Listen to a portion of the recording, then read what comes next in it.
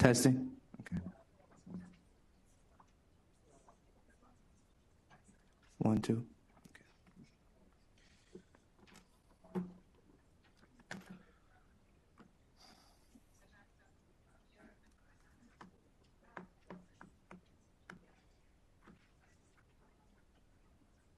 Sure. Okay, I'll start. Yeah, I'll start. Hi, everyone. Hi. Welcome to the 2018 Undergraduate Neuroscience Conference. Very glad to have you all here. So with the schedule, I hope you guys are all seeing the pamphlets in front of you. The schedule is there, but just to go over it real quick, housekeeping stuff. We'll have 10 minutes of intro, keynote speakers, and the student presentations, break, keynote, student presentations, and we'll go on from there. But to double check, everything should be on the pamphlets, the order as well. Okay, well, welcome to the 2018 Undergraduate Neuroscience Conference. It's a pleasure to have you all here today. First off, I'd like to thank the Center for Brain Health for their support, Dr. Brian MacVicar, Dr. Galea, and Dr. Gordon, and particularly Emily White, Catherine Rhodes, and Swarni Soner for all their support and help. Thank you all. So today is about the future of science and scientists in training. The students that you'll see presenting here today have shown great initiative, hard work, and very good time management to get to complete and present their research work to you today. We hope they engage with their presentations and learn a few cool things about the brain and nervous system that you didn't know before. For that, we are thankful to our presenters and our keynote speakers. There's a whole lot of work that has come before to produce the figures, tables, and images that you'll see up on the screen today. The presentation or publication is often the last step in the long process of discovering a scientific fact or theory. That process of experimental design, data collection, and discussion is the science. The long nights and day-to-day hard work that goes into that process is the story of the scientist in training. And this conference is about both. To be fruitful, both need the support of civil society and government to provide them with resources and opportunities to do what they do best, and that's science.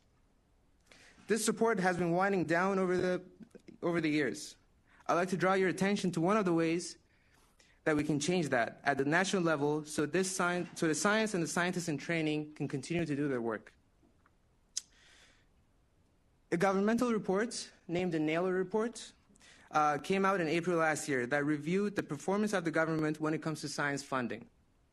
And it shows that Canada is falling behind other countries when it comes to fundamental research and development. Government funding for research has steadily declined over the past 15 years, and Canada is no longer in the top 30 countries for research spending relative to GDP. This is bad news for Canadian science, and especially scientists in training. The good news is that the Naylor Report lays out a comprehensive set of recommendations, presenting a bold vision for the future of science in Canada. One of the recommendations is to increase government investment to address the imbalance caused by governments favoring priority-driven targeted research over the past decade. But we need to act now to make sure that this report doesn't just sit on the shelf. Our professors and departments have been actively advocating for a report, often inviting MPs and government officials to their labs, and we're very thankful for their work. As students, we need to show Cabinet and our members of Parliament that Canadians care about science and future scientists. That might be us, especially with the upcoming federal budget announcements in the next few months. Outside of the lecture hall, you'll find a table that is designated to providing you with more information about Naylor Report and how you can help to support our scientists in training. I hope that you'll have a time to check it out.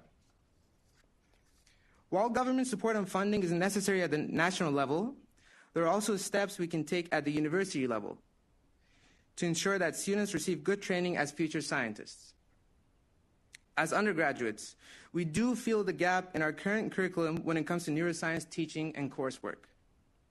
We think that without the necessary changes, UBC might be falling behind other universities when it comes to having a comprehensive neuroscience curriculum that reflects modern neuroscience research. We believe that our current undergraduate curriculum can support more neuroscience courses, especially at the higher level, and we can greatly benefit from having a comprehensive undergraduate neuroscience major that pulls in the different courses from the different majors that are established now. We hope that the faculty and administration provide their support to make sure that UBC and its future scientists receive the training and studies that they need to bring about world-class neuroscience research here at UBC. Meanwhile, as a student community, the UBC Neuroscience Club has been hosting its own journal club and student-run seminars to provide a place for students eager to delve deeper into neurobiology to learn more about modern neuroscience research as a way to fill in this gap.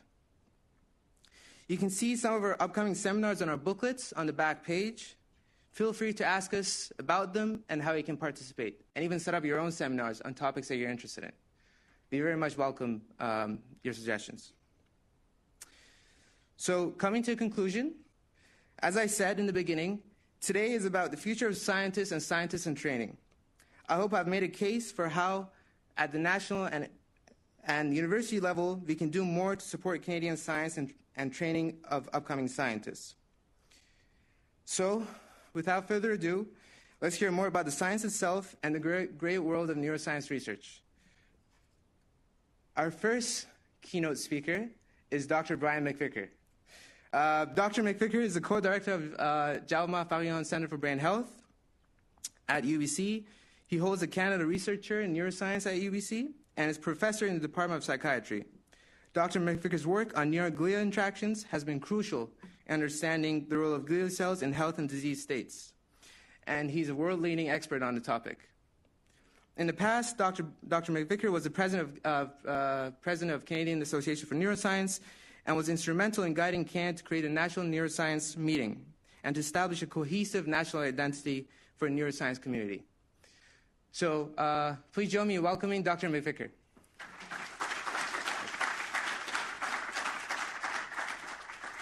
Thank you, Ali. What attention. You hit the attention class. Oh, did I do that? That's okay. I'll hit the lecture PC and the... So I want to congratulate you on this great event. Well done. Thank you. It's a lot of hard work doing this, and I want to congratulate you on what you just said, too. That was very inspiring, and it's very true. I think a group like this, if you write your MP or the Prime Minister Trudeau, go right to the top. You're fighting for your future. Who wants to be a scientist here? Oh, this is great. So I think we're at a critical time here. We got to change the economic policies with respect to science for the last 10 years. Where it's been degrading, and now is the hope. I think the NAILR report that mentioned by Ali is a great plan for how to have a reasonable increase and have a good strategy for funding research. So write those letters. They're deciding the budget over mostly the next month if they haven't decided already. And get your family and friends to write letters too. Get everybody you know to write letters because it's all just counting, I think. And that'll make a big impact. Okay, enough of that. I'll talk about the science, and I'm going to tell you about glial cells, and I'll describe glia, and I'll describe some of the cool things that have been discovered about their impact in the brain in terms of keeping it healthy, and how they can turn bad and lead to cell death. Give a brief outline. I'm going to describe some of these modern optical techniques we use to look at glia and look at their functional roles. I'm going to describe these two types of glia, focusing on microglia and astrocytes. And I'm going to give work showing the new insights into the ways in which neurodegeneration may be triggered by dysfunction of these cells. So this is something I've been working on. When I first started my lab in the 80s, glial cells were not a very popular topic, and I just wouldn't tell people I was working on glial cells. I just did it. I got some really, really good papers in the 80s. but I never got a grant on it because it was a little too controversial to do, so this is kind of our stealth projects. And now it's quite interesting to see how it's changed. This has become more of the front line of this realize that glial cells are the key to a lot of the pathological issues in the CNS, and they're key to keeping the brain healthy. So I'm going to describe a bit of just history and a bit of the justification for looking at how these cells are different, what exactly a microglial cell is versus an astrocyte. So the glial cells are work over the last number of years, in particular, shown that the microglial cell is quite different than the astrocyte. They totally come from different lineage. At birth, the microglial cells are already in the brain. They developed in the yolk sac, which is a really surprising discovery. They migrate into the brain, become resident in the brain. They're like the immune cells of the brain, and they are thought in a lot of cases to stay there throughout life. Those microglial cells you're born with last throughout life. The astrocytes are part of the development of the brain. They come from the same cells that make neurons and astrocytes, lots of different nerve cells. So the astrocytes has a totally different lineage, and they have very different function. But so I'll show you at the end, this interaction may be critical for neurotoxicity, how nerve cells die. Okay, so I've, even when I started working on the astrocytes and glial cells, initially I've been working on the hippocampus for over 30 years. This is one of those areas that has a lot of impact in terms of memory and learning. Hippocampus are two small structures on either side of the temporal lobes. They are the seat of memory formation and learning, and this is the targets for degeneration in Alzheimer's in particular. So I want to give you a little visualization of what the glial cells look like and how they compare to the nerve cells. So the hippocampus in a cross-section looks like this. This is in the rodent, but looks very similar structure throughout the mammalian kingdom. This is, they have a structure characteristic. These are one type of cells called the granule cells. These cells project to the pyramidal cells here, the CA3. The CA3 pyramidal cells project to the CA1, and then these cells project out. And this is critical for the formation of associative memory. And this is part of the structure we're starting to understand is very important for recalling memory as well. There's a certain pattern, the way these nerve cells connect. That patterns can be distributed and then read out in the CA1 region. And this is a seat of place cells and spatial learning, kind of like our brain's GPS system. So this is what one nerve cell looks like. These are all the cells stained. One nerve cell patched by someone in my lab showing filled with the stain, the dendrite, the spines on the dendrites, and that's the axon going out. And this is one in there. So the astrocytes are embedded within this network of nerve cells. See some blood vessels here going through the dendritic area. If you look at just the astrocytes here and the microglial cells here, you can see they have a quite unique and bizarre structure. The astrocytes have a distributed network of cells distributed throughout the brain, embedded around all the dendrites. They all have processes that contact the blood vessels. These are end feet, and so they're communicating with the blood vessels.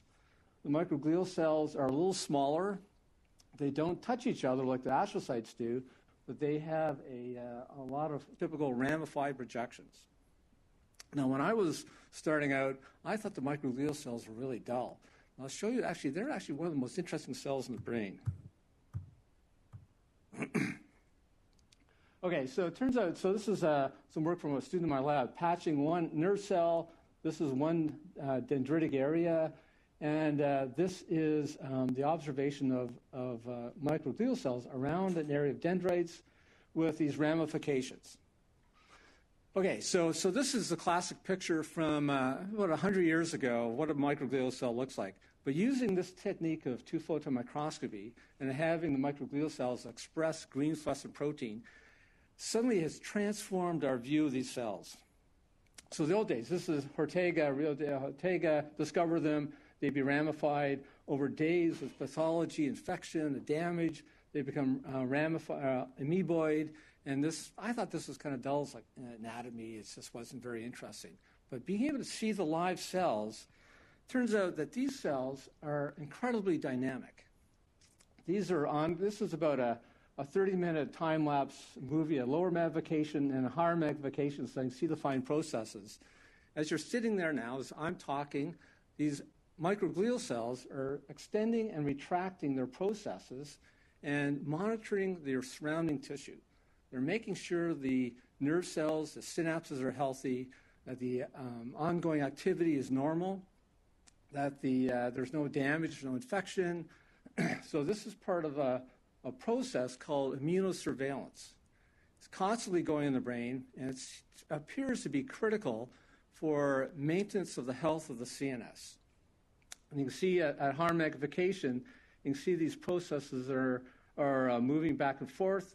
The cell bodies stay in the same spot, and they are monitoring the surrounding tissue.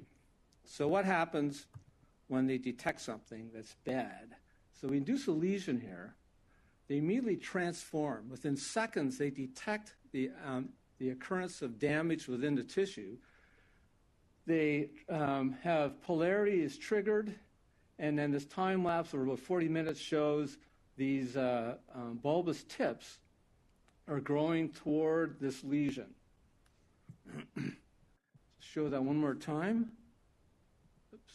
Okay, so it turns out what they're doing, they're hunting for ATP, adenosine triphosphate. You read about this as a currency of energy, ATP produced by the mitochondria, and it's also a signaling molecule. The microglial cells have ATP receptors, and this area of bright staining is what Lasse did to show that this is where the P2Y12 receptors are translocated to the tips, and so the microglial cells are hunting ATP. And when they see a big source of it, they converge upon that area. Because the one thing, it's indicative of damage. And you can see that they attack it. This is a lesion. We can see it with the red, orange color.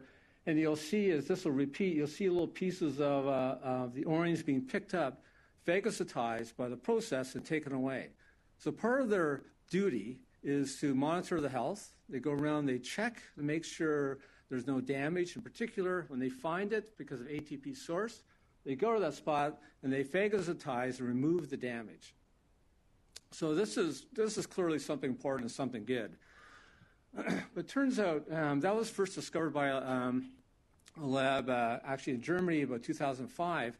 And a few years later, Beth Stevens and Ben Barris's lab had a seminal paper that turns out what they do with this phagocytosis is not just remove damage, but they also remove synapses that are unnecessary.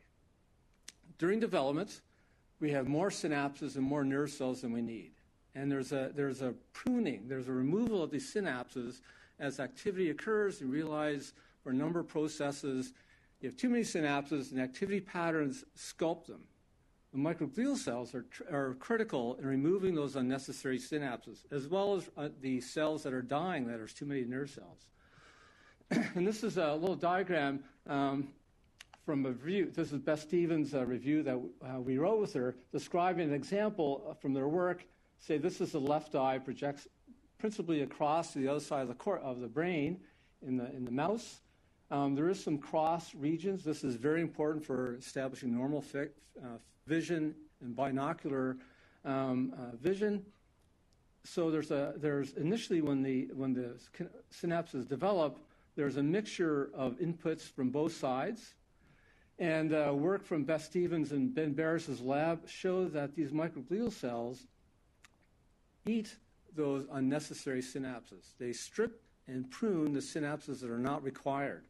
And you end up, you can see then they phagocytize the parts of the synapses, and after a few weeks, they remove the inappropriate synapses, and they're left with a partition between the left and right projections.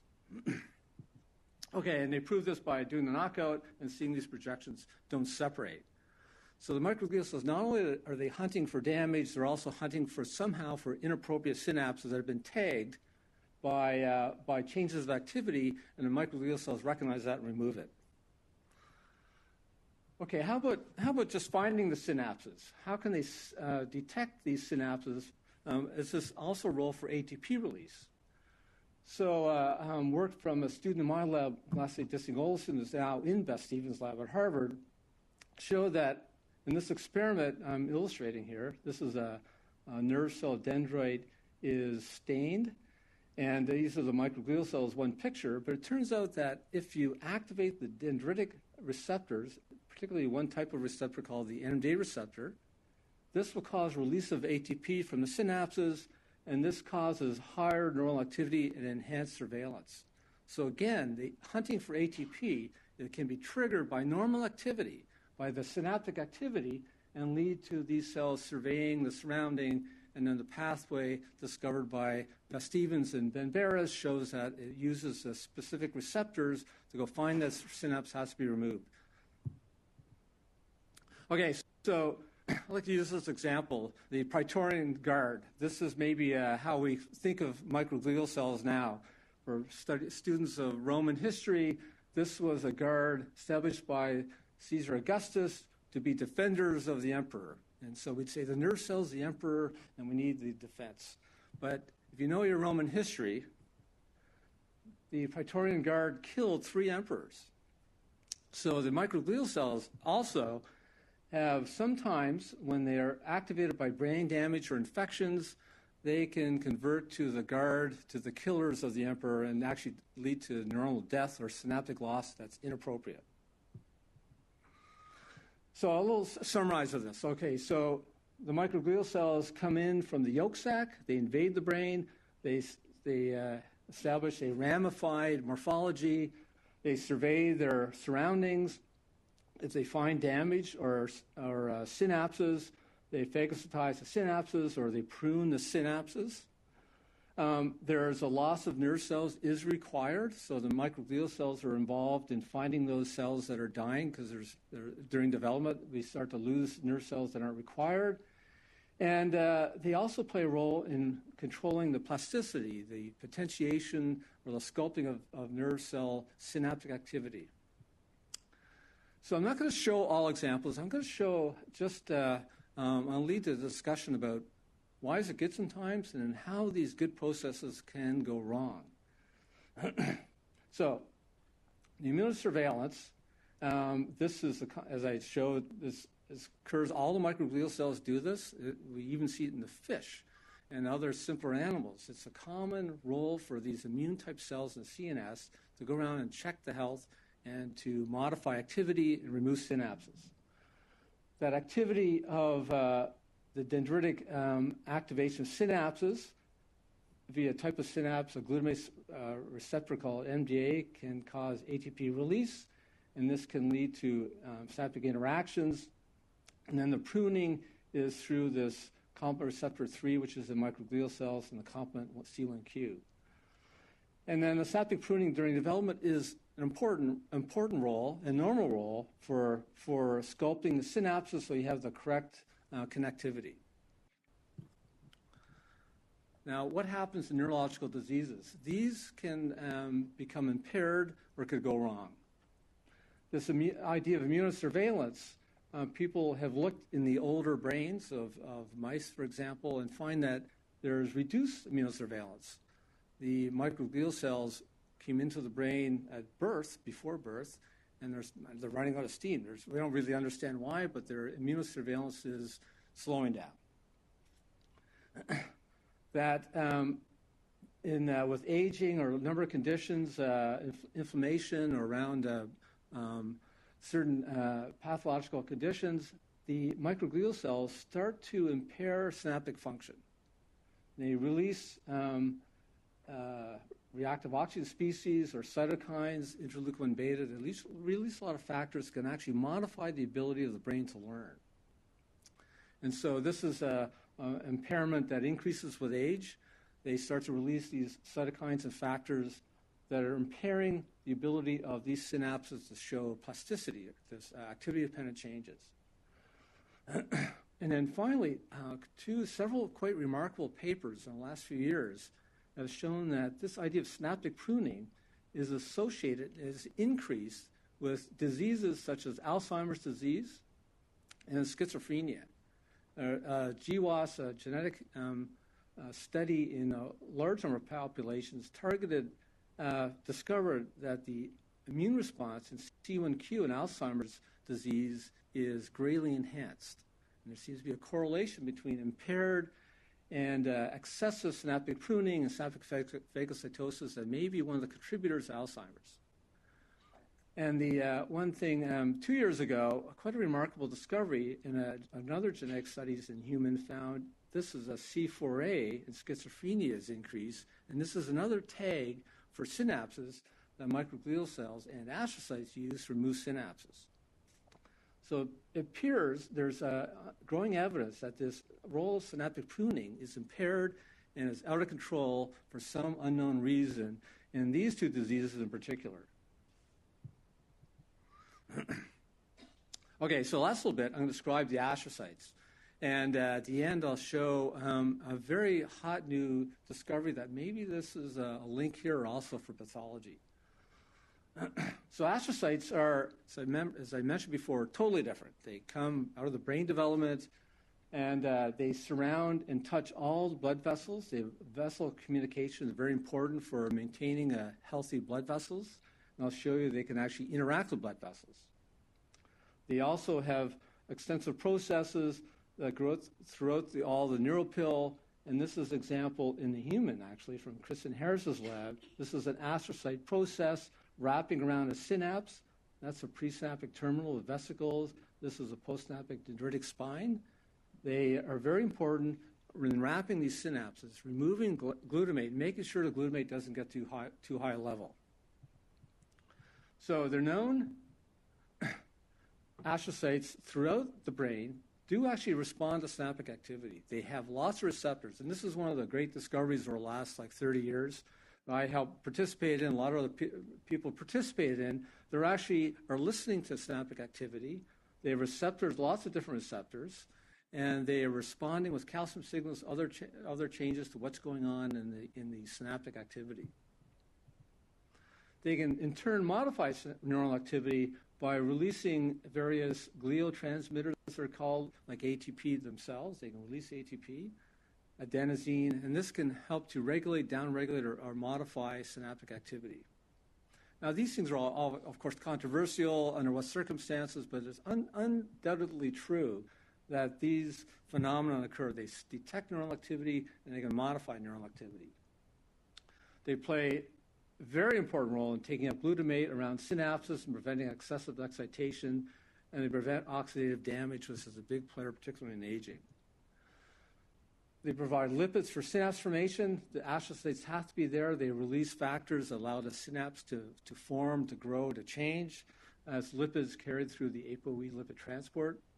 And they may modify vascular blood flow as a result of synaptic activation. The appropriate blood flow is extremely important to CNS because it uses oxygen and glucose at a very high level. And I'll just show you some example of what this means from work we did over the years. This is this field of astrocytes, this kind of type of field of astrocytes where we have a calcium indicator in astrocytes, and we have what's called a cage calcium. So we shine 2-photon light on that cell right there, cause this cage calcium break apart and increases calcium in that cell. And what you see then is this calcium increase propagates throughout the glial network. All those glial cells eventually show a calcium increase triggered by this initial increase. And this is what happens to the blood vessel. In this example, the calcium increase there propagates. These are the end feet lighting up, and when the end feet have a calcium increase, the vessel constricts. So it turns out to be more complicated than that. It can constrict and dilate. They're one of the players in terms of modifying cerebral blood flow in an appropriate way to nerve cell activity. Okay, and just to reinforce this idea, this field is changing and growing rapidly. Here's two papers I'd like to point to from a lab from the Salk Institute, this lab only concentrated on controlling and looking at neural activity. And this lab, Rafael Yusta at Columbia, he also only looked at neural activity. He's looking at what causes also oscillations in CA3 pyramidal cells in this lab. And this one is looking at cortical nerve cells. They go into states where they become more excitable, upstate they call it, and in a downstate they get less excitable, and they flip up and down during certain behaviors. And gamma oscillations are the kind of the critical thing for learning in the central nervous system. Gamma oscillations integrates and controls learning across systems. So both these labs discovered independently and unexpectedly that astrocyte calcium signals drive the gamma oscillations in the CA3 region of the hippocampus, and that astrocyte calcium signals drive the cortical upstate. And these were done in vivo recordings in behaving animals. So I think the field's changing, that clearly these cells are playing a role in normal activity, normal brain function, and more kind of like a state integration and regulating behavior. Okay, so I want to jump ahead, or whoops. Okay, so the one thing I want to, at the end, touch upon is the idea. So we talked about pruning, and they play another role in clearing amyloid plaques with Alzheimer's. But this idea of inflammation, that they have receptors that respond to damage, to infection. All these things can cause what's called inflammatory reaction, where because they're like the white blood cells of the brain. They can change, transform, release inflammatory factors. And a paper last year has really spurred a lot of thinking in this, because this is extremely unexpected. Quite a remarkable finding is that the title in Nature is neurotoxic reactive astrocytes are induced by activated microglial cells. It's implying the idea that when microglial cell inflammatory reaction occurs in it, it can release factors, acts on the astrocytes, and somehow the astrocytes are killing the nerve cells. The pathway they're describing in cell culture and in some disease models is, a lot of ways you can induce microglial activation. But what happens? They release these typical factors: interleukin-1 alpha, TNF, and C1q. These are typical factors released from microglial cells during inflammation. That this then acts on astrocytes and changes the phenotype, such that all these things mentioned that astrocytes do in terms of taking glutamate, handling oxidative stress, supplying nutrients to the nerve cells, gets downregulated. But intriguingly, their evidence shows the astrocytes release a toxin, and a toxin that's killing the nerve cells. And this is one of they're postulating, this is one of the factors that lead to neurodegeneration. So before this afternoon, I did a scan. What papers have cited this one? And I haven't heard of the toxin yet, and I'm not quite sure it's going to be easy to find that. But it's no one's found it. No one's reported in literature yet anyways. So there's clearly a hunt. What are these cells doing? Is it a loss of function? Is it vascular impairment? Is it a loss of energy metabolism? Or is there some toxin we don't understand yet that's killing the nerve cells in some of these neurodegenerative diseases? Get funded, go to grad school, and solve that question. Okay, so I showed you microglial cells constantly survey the brain and monitor health, repair damage, and the ATP detection is one of the critical steps. Astrocytes have diverse functions: cerebral blood flow, synaptic development, uptake of glutamate. The microglial cells prune unneeded synapses, and they use this pathway C1q-CR3. And there's a link of this excessive pruning in diseases such as Alzheimer's and schizophrenia. And finally, just point to this new discovery last year, that somehow this reaction in microglial cells can change astrocytes into neuron killers. Lots of work to be done. Thank you very much.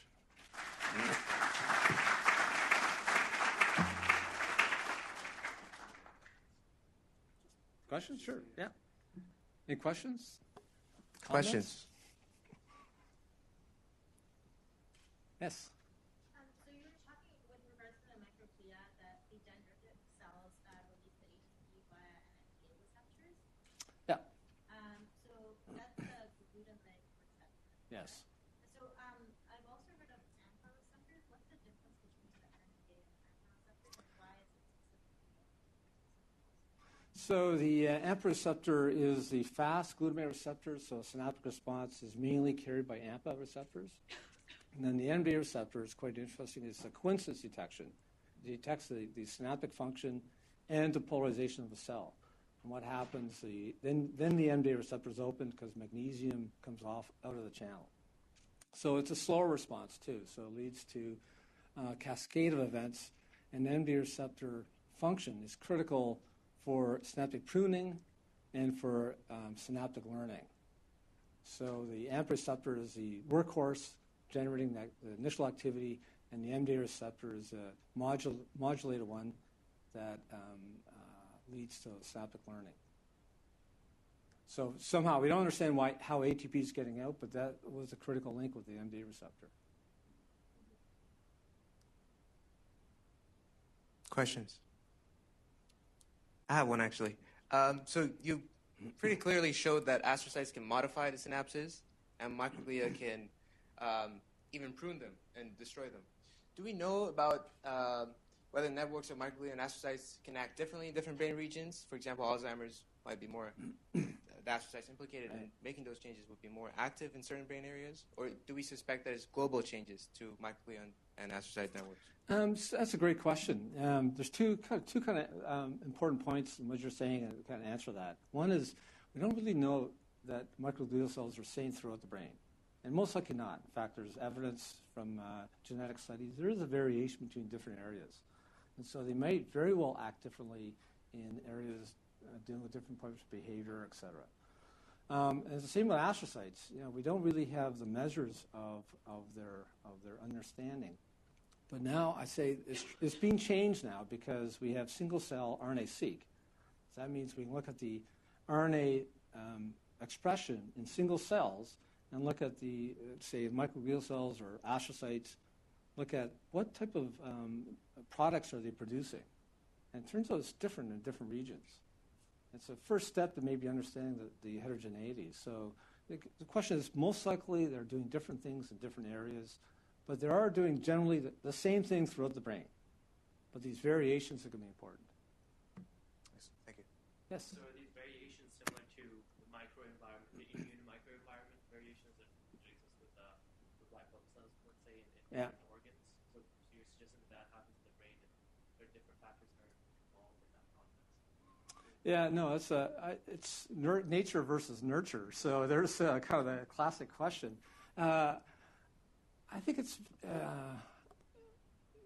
there's evidence for both.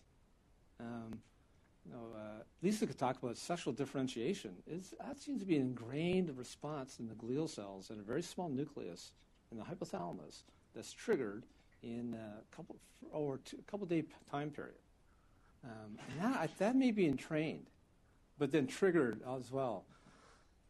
But there's certainly variations. You will see variations with MS, diseases like that. You'll see variations where the pattern of expression in cells is different with a different region based upon the environment. Yes?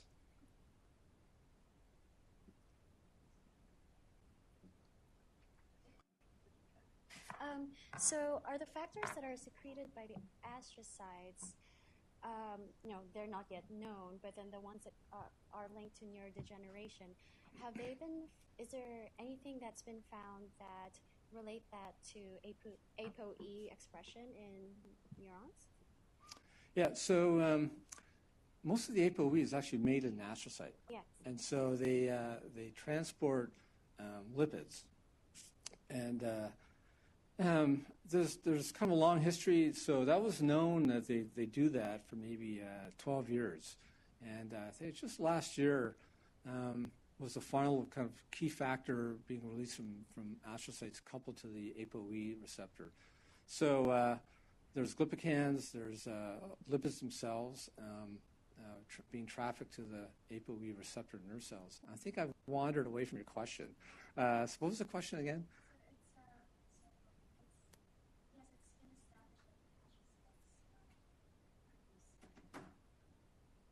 Yes. I'm wondering if those factors that are harmful in this result, it's not yet expressed, to the ApoE pathway or lipids? That's a great question. There's no evidence in that paper yet. There's no evidence in that paper it's related to the ApoE receptor, but it could be. It could very well be a lipid carried by the ApoE receptor, generated anonymously by the astrocyte. That's a very good candidate.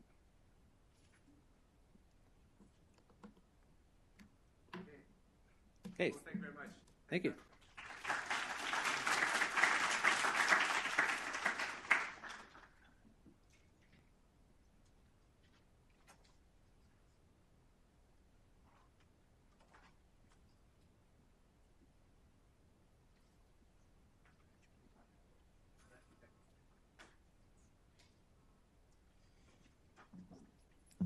All right, thank you, Dr. MacVicar, for the great talk.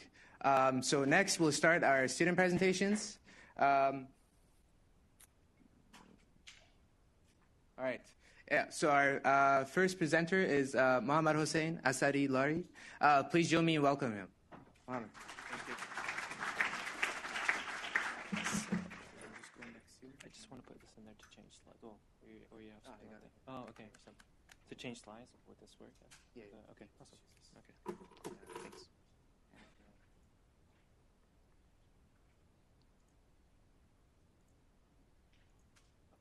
Awesome, thanks. So, just don't want to go over time. So, good evening, afternoon, everyone. So my name is Mohammad. I'm a fourth-year student in the physiology program, and I'm at the Test Lab at ICORT. And I'm going to be talking a bit about the role of seizures in MS and what we're trying to do there to kind of reason why seizures happen in MS students. So hands up if you know what MS is. And hands up if you know someone with MS. It doesn't just anyone, a celebrity, anyone. Right up, like, don't be shy. So it's a good proportion. Like 40% of the room knows someone with MS. Today I'm gonna give a brief introduction. I'm gonna discuss the myelin regulatory factor. Those of you who held your hands up about knowing about MS probably know its relation to myelin in one way or another. And then I'm gonna discuss how chronic demyelination rodent models are being used to basically assess what happens in MS patients. And then we're going to use that I'm going to discuss how we've been using that to assess how seizures happen potentially in MS patients. So a bit about multiple sclerosis or MS. It's a chronic autoimmune inflammatory neurological disease that affects the CNS. It mostly correlates to the loss of myelin to various degrees, and that loss of myelin often leads to axonal damage, which basically ultimately could lead to neuronal death, which is the worst thing that could basically happen in the brain. As you know, the cells are not going to come back. Twice as many women are affected as men. It's mostly seen, it's seen in higher degrees in Northern European populations. They're at a higher risk for MS, and MS patients have a 3 to 6 times higher likelihood of developing epilepsy, which involves, as I've mentioned a couple of times now, seizures. So a bit about demyelination and axonal degeneration. So as you can see here, when I don't know if I could hold it up on the screen. Anyway, to the right, you could see that the failure to remyelinate can lead to axonal degeneration, and successful remyelination after demyelination can allow the axon to repair, and you have axonal sparing. And this is critical. So there are 3 main models that are used to achieve demyelination, because MS doesn't exist on a normal basis in rodents, and so that's why the different chemicals or substances are used to achieve demyelination, to remove myelin from axons in the CNS. The one that we really use a lot is cuprizone. And as you can see, so this is without cuprizone, this is with a cuprizone, and this MBP basically is a myelin binding protein. And as you can see, it's significant loss. So we use cuprizone to remove the myelin from the axon. So that's point number 1. Keep that in mind. The second part is a genetic factor called the myelin regulatory factor. So after we remove the myelin, the brain tends to want, so after the cuprizone diet is removed, there's a repair mechanism. The body tries to repair the myelin, and the myelin is restored. To kind of prevent that, we knock out this myelin regulatory factor, which prevents the oligodendrocyte progenitor cells from developing into oligodendrocytes, and oligodendrocytes are the glial cell, as mentioned in Dr. McKevick's presentation, their glial cells will be involved in remyelination. And when we knock that out, we're going to prevent that remyelination. So we have demyelination with cuprizone. We have prevention of remyelination with knocking out MyRF. So, and this is how we have this model. So in the TESOF lab, we work a lot with these 4 experimental groups. So knocking out MyRF and then giving them the cuprizone diet. When you do both, you end up with a situation when you have chronic demyelination. So the mice not only lose their myelin, but they're not able to repair it. And that's what gives us this powerful rodent model to assess, albeit with its flaws, to assess what happens in MS patients who are losing myelin and in a chronic fashion. So this is what I actually worked on during the summer to a large extent, looking at how this failure to remyelinate is resulting in damage to axons. Beta APP is a model that we're using to basically assess axonal damage. So when it goes up, it means there's more damage happening. And as you can see, so this is pre-cuprizone. These are without cuprizone, and these are with cuprizone. This one's the wild type, and this was the MyRF knock-in. As you can see, it has the highest level of damage. It's barely off as significant, but you can see that effect that's happening there. But the next step for us is to look at the hippocampus. Why? Because that's where seizures are being associated with. And my specific project right now focuses on seizures. So as mentioned in the previous presentation, unfortunate to kind of be able to build on that. The hippocampus is a complex structure, and previous studies have found that cuprizone fed mice actually lose axonal transport to a large extent. And with hippocampal demyelination, which can be achieved with cuprizone again, postmortem analysis in brains also show that MS patients have lost myelin in their hippocampus. So this means that we can kind of use our model to assess what's happening in these patients who are losing myelin in their hippocampus. And this is how the hippocampus looks like, as you can see here. So you see the CA1 region, the CA3 region, the dentate gyrus. These are the primary anatomical features. And this particular protein that has been the focus of, or this marker for some of the neurons in the hippocampus is called paravalbumin. This study found that there's this specific loss of these paravalbumin-positive interneurons. And what happens is that when these neurons are lost, these are inhibitory neurons. So if they step out of the picture, or if you're losing inhibitory neurons, that means you're more likely to develop seizures, because seizure is actually a sort of overactivation. So when you take the inhibitor out, when you take the block out, the brain explodes in a way, if you want to put it that way. I've been looking at the paravalbumin count, and this is basically been using NUN. This is immunohistochemical staining. NUN is a general neuronal marker, and these individual dots are actually all paravalbumin positive neurons. And as you can see, there aren't that many of them, and that's a good thing, because I can't count this, but I can count this. I mean, there are other methods to assess that, but I mean, I'd be here for another 2 years if I were to start counting this one. The good thing about the paravalbumin positive is that it's limited. So if you can look at it's a powerful technique if you look at that. This is data that I try to push in to get to this presentation. So it's I've been up for a week to get this, but as you can see, there's a difference. These are this is the wild type, and this is the MyRF knockout, wild type MyRF knockout, and this one's just paravalbumin counts, and this is basically paravalbumin counts per area. So so basically looking at it in the whole hippocampal area. So you kind of normalize it. So this is kind of a normalized version. As you can see, there's a difference again between the MyRF knockout and the wild type.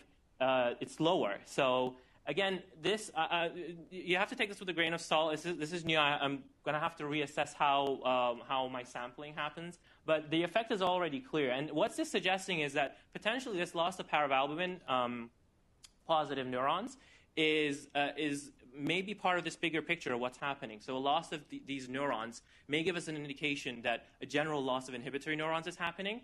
And in the end, that in MS patients, a loss of these inhibitory neurons leads to seizures potentially. There's a lot of room for study. It's very interesting. There's not a lot of work that's being done on this area, and that's why I'm really excited, and I'm hoping that you guys will have questions about this, because I went by this really fast, and there are a lot of things in there that I would question myself, just because of how complex the model is. It's not a perfect model, these are my references, and I just want to thank everyone who's been helping me throughout the project and giving me the opportunity to present here. So please ask me questions. I'd be happy to say I don't know if I don't. So.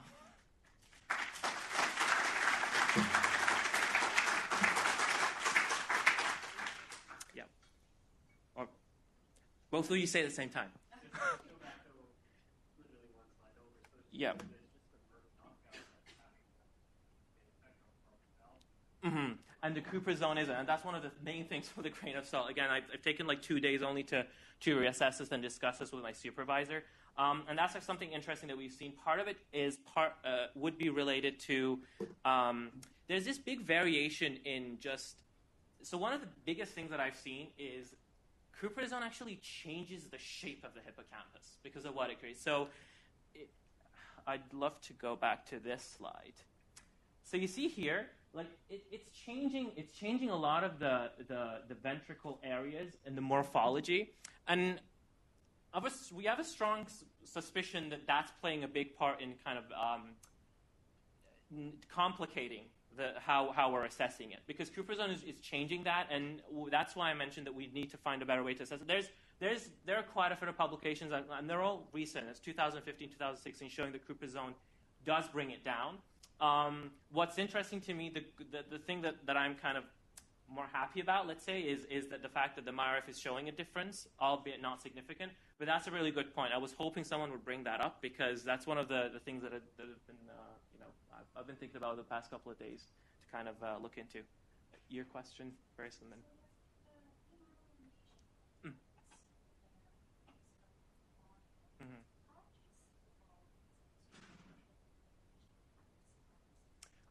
That's a really good question. No rodent model is going to be perfect. What happens in MS patients is that there's an autoimmune attack, and that sustains.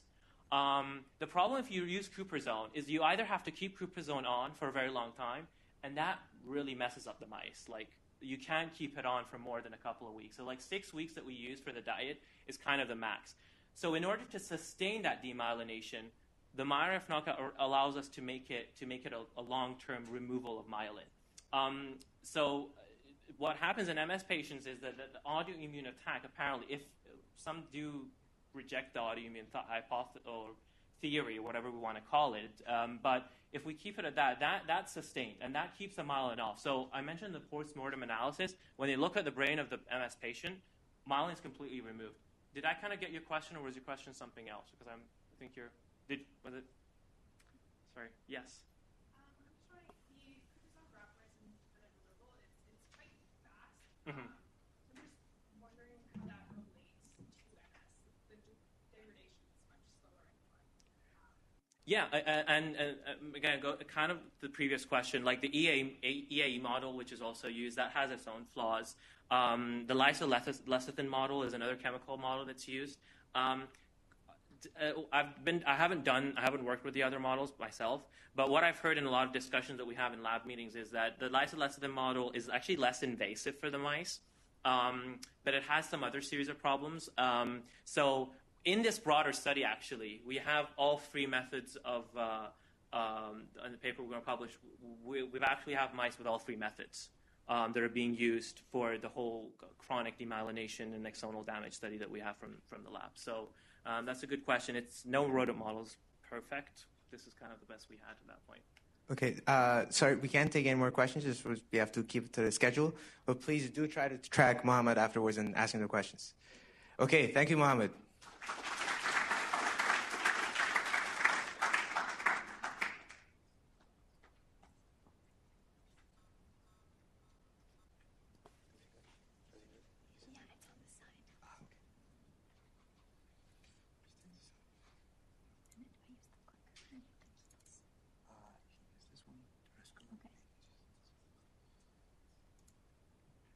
Okay, please join me in welcoming Nicole, our next presenter.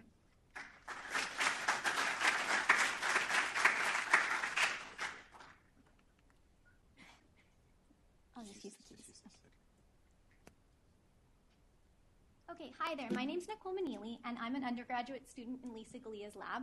We're interested in how postpartum depression and its treatments affect child development. So postpartum depression is a type of depression with onset up to the first year after the birth of the child. It affects approximately 15% of women. With such a high prevalence, it's important to consider treatment options. A common antidepressant is fluoxetine, or otherwise known as Prozac. This is a type of selective serotonin reuptake inhibitor. Growing bodies of research show that this type of SSRI can enter breast milk, thereby exposing the infant to the antidepressant. So as a depressed mother, you have the difficult decision of deciding whether or not to take medication.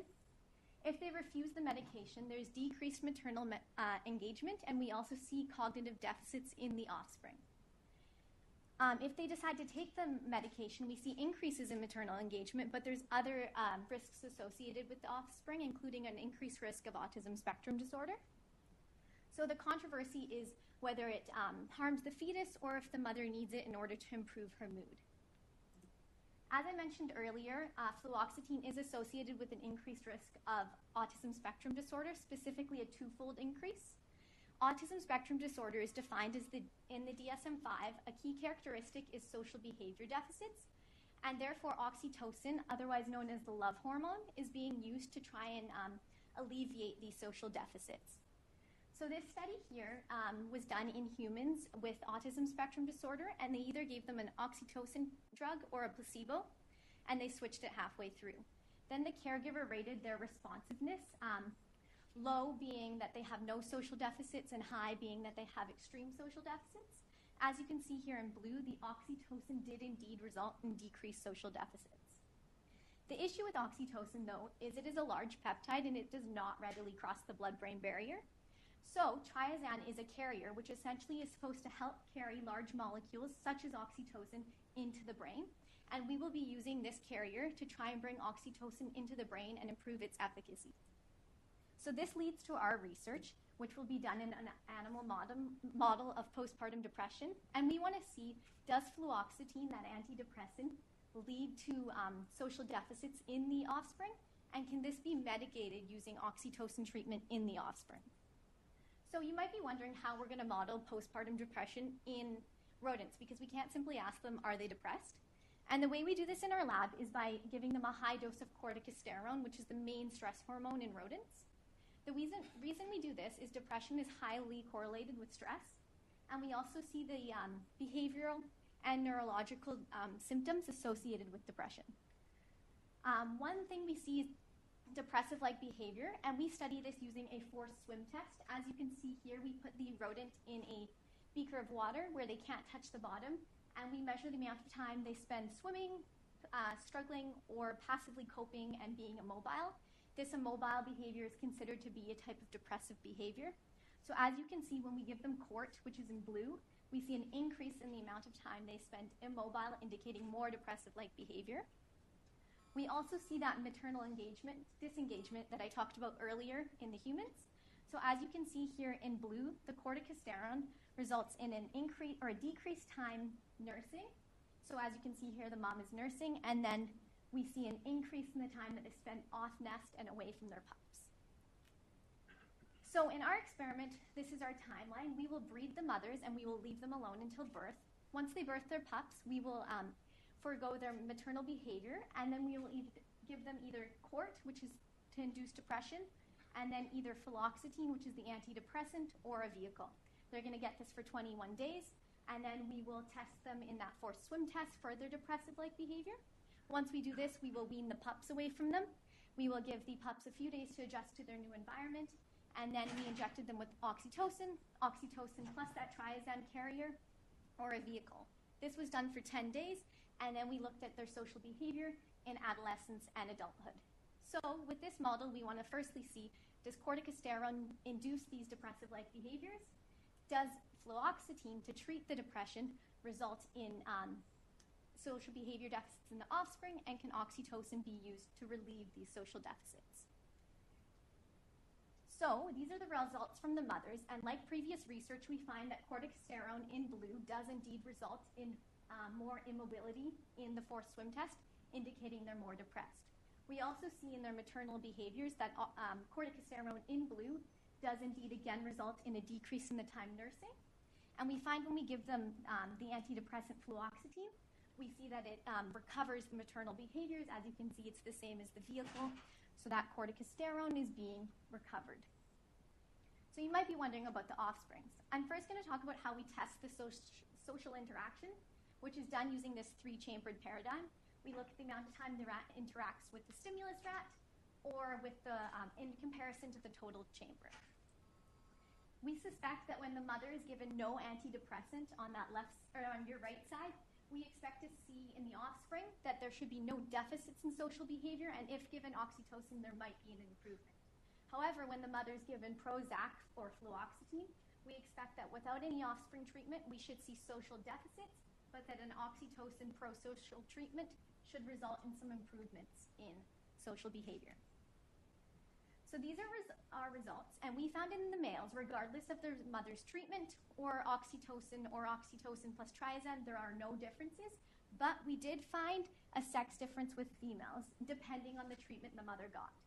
So when the mother was given fluoxetine, the female offspring did not show a difference between the vehicle and the oxytocin, but when given triazine, we actually see a decrease in their social interaction.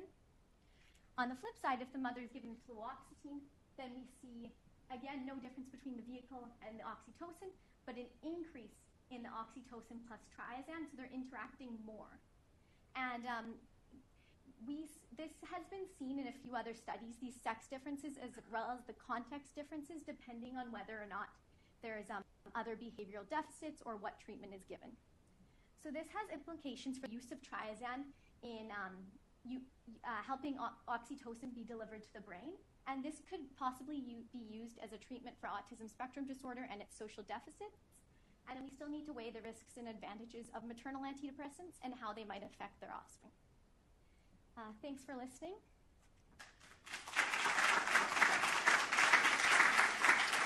Does anybody have, okay, what's your question?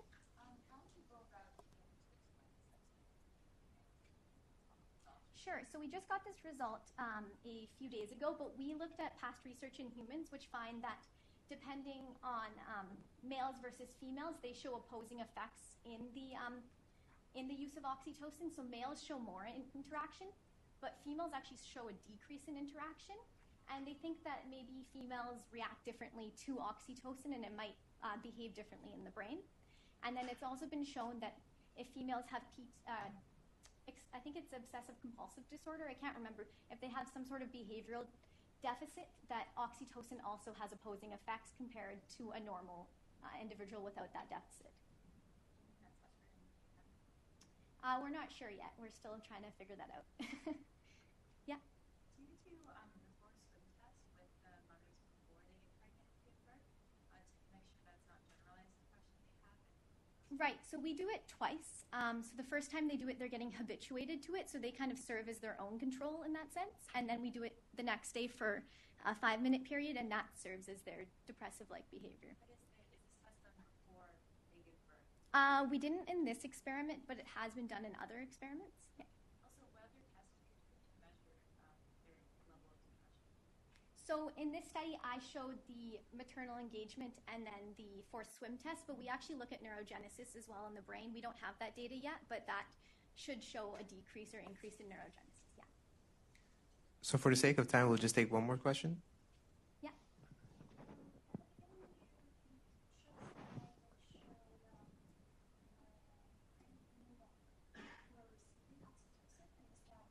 Oh, the pregnant women aren't receiving the oxytocin. I'm sorry if I said that. It was the offspring with autism spectrum disorder were receiving the oxytocin. So this one right here, it's in like children who have autism spectrum disorder in humans, and then the caregiver, so probably their mother or whoever takes care of them, is rating their social responsiveness. So I'm wondering, what was the motivation for choosing oxytocin? Oxytocin is thought to be the love hormone, so other studies show that people with autism spectrum disorders have low levels of oxytocin, and it's increased in romantic relationships. So it's thought to be involved in pair bonding, essentially. Okay, thank you very much. Thank you.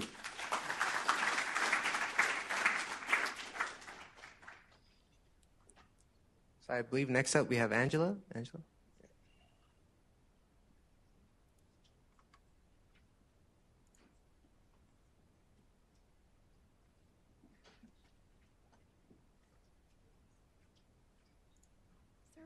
Yes, there is.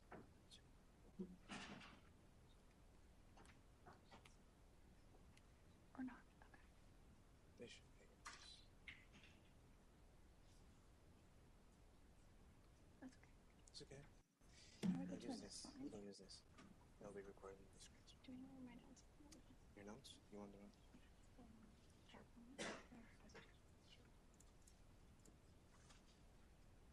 Which one? This.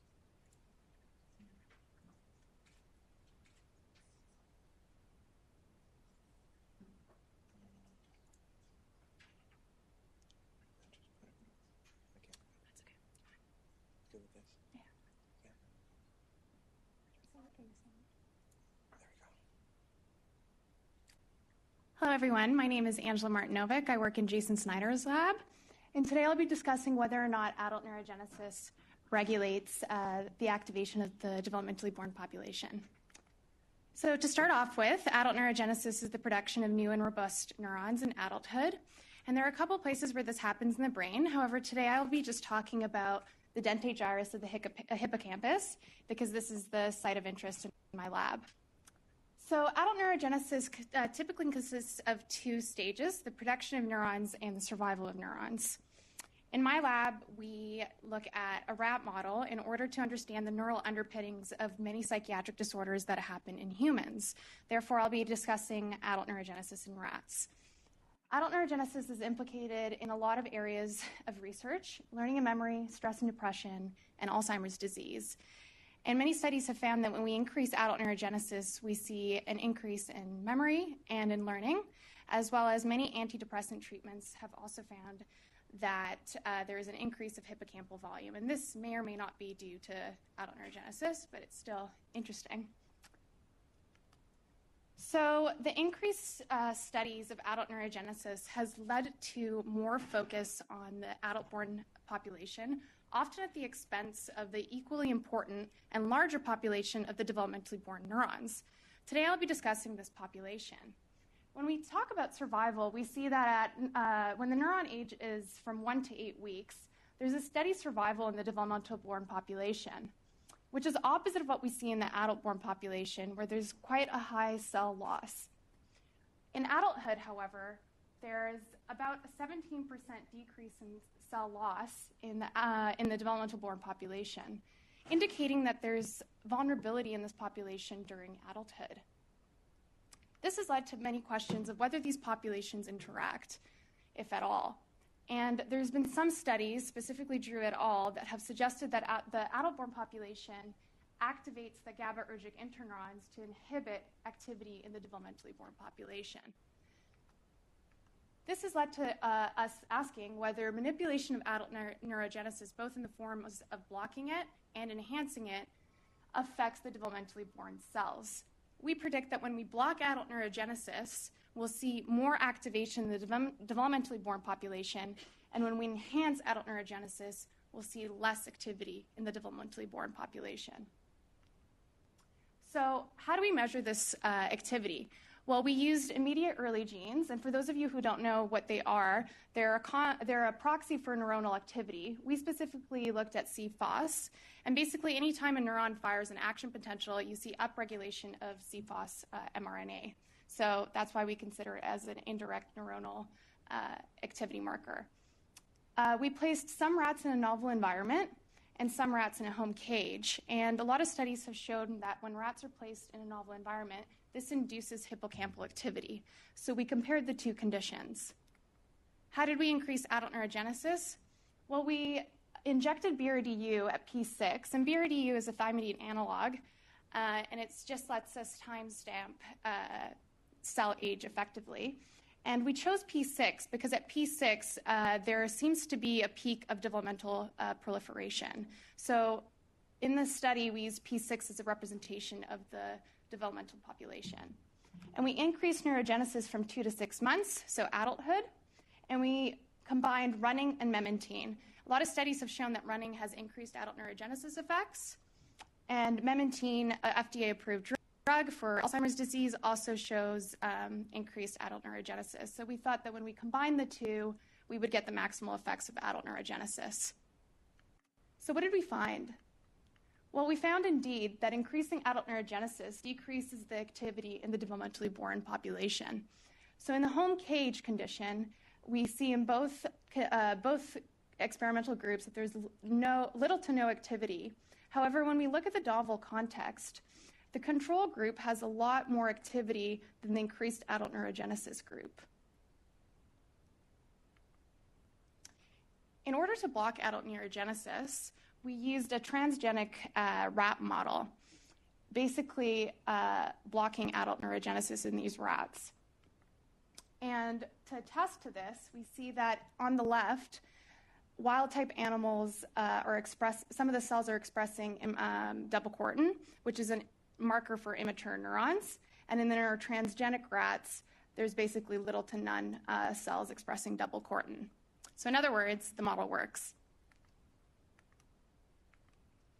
So what did we find? We found that blocking adult neurogenesis increases activity in these P6 cells.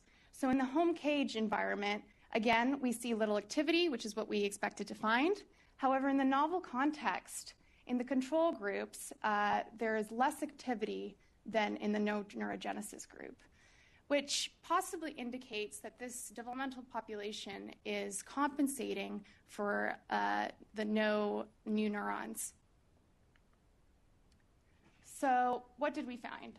We found that prolonged manipulations of adult neurogenesis impacts the activation of the developmentally born population. And this adds on to our little understanding of how these two populations interact. Many thanks to my lab.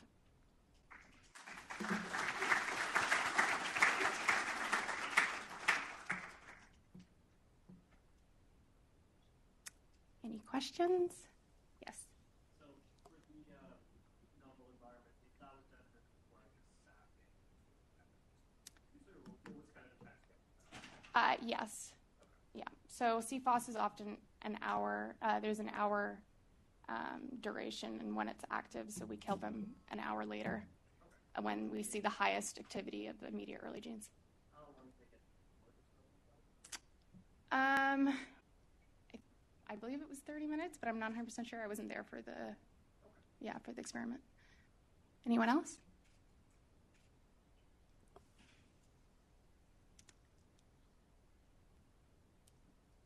Okay. Cool. Well, thank you very much. Thanks, Angela.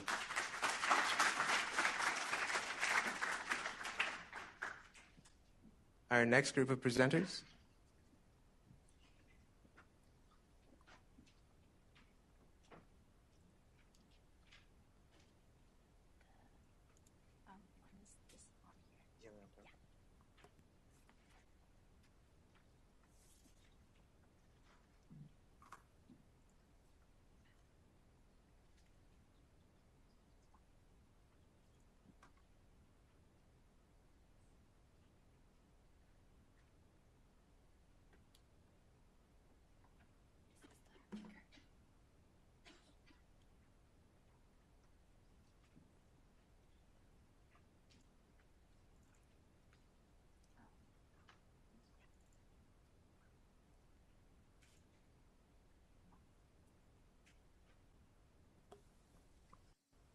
Okay, please join me in welcoming Laurissa.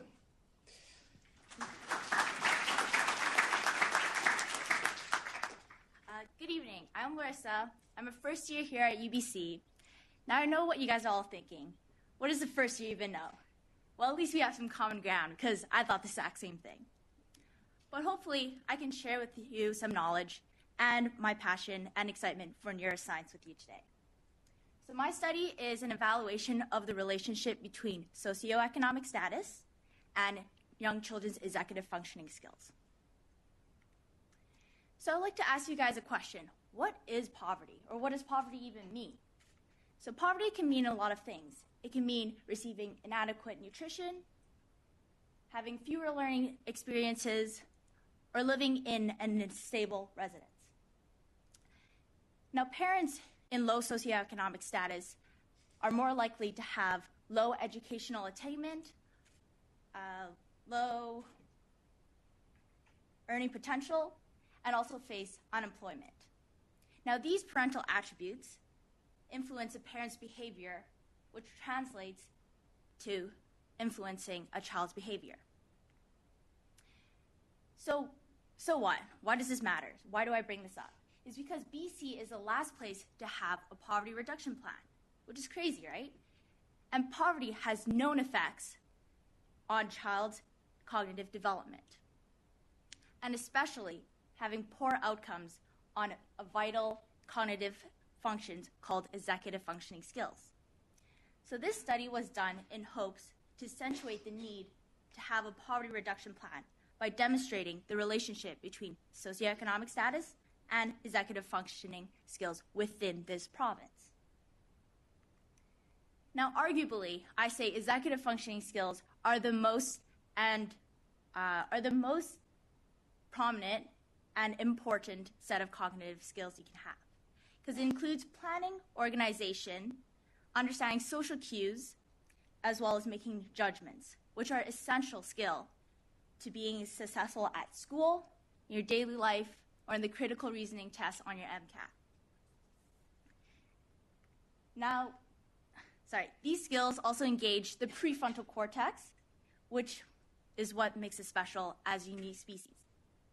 Development of this prefrontal brain area takes the longest and therefore is susceptible to any environmental factors.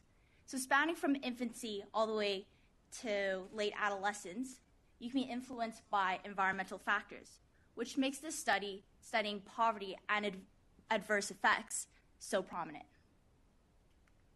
Now, EF can be divided into three main components.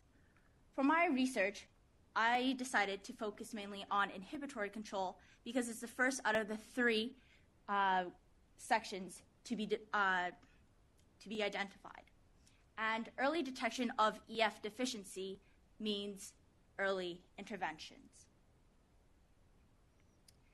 Now, inhibitory control is the ability to resist an automatic or prepotent response, such as paying attention, acting less impulsive, staying focused on a task, or just simply resisting the temptation to eat the marshmallow.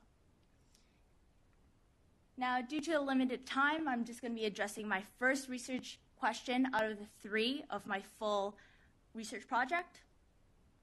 If you guys have any further questions, we can cover that in the question period or find me afterwards. So my first research question, what is the nature of the relationship between socioeconomic status and children's inhibitory control? So I hypothesized that this is going to be a strong and significant positive correlation within this local context. As well, doing group analysis between low and high socioeconomic status, where the low group will perform significantly worse than the high socioeconomic status group. So here are my measures.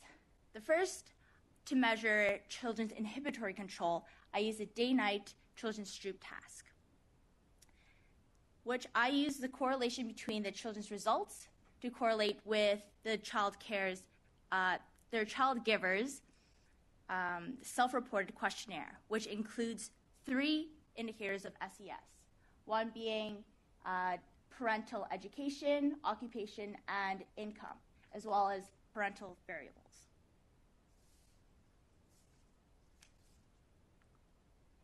So for a day-night task, I instructed the child to say night when they see this white card with a sun on it, and to say the opposite word, day, when they see a black card with a moon on it.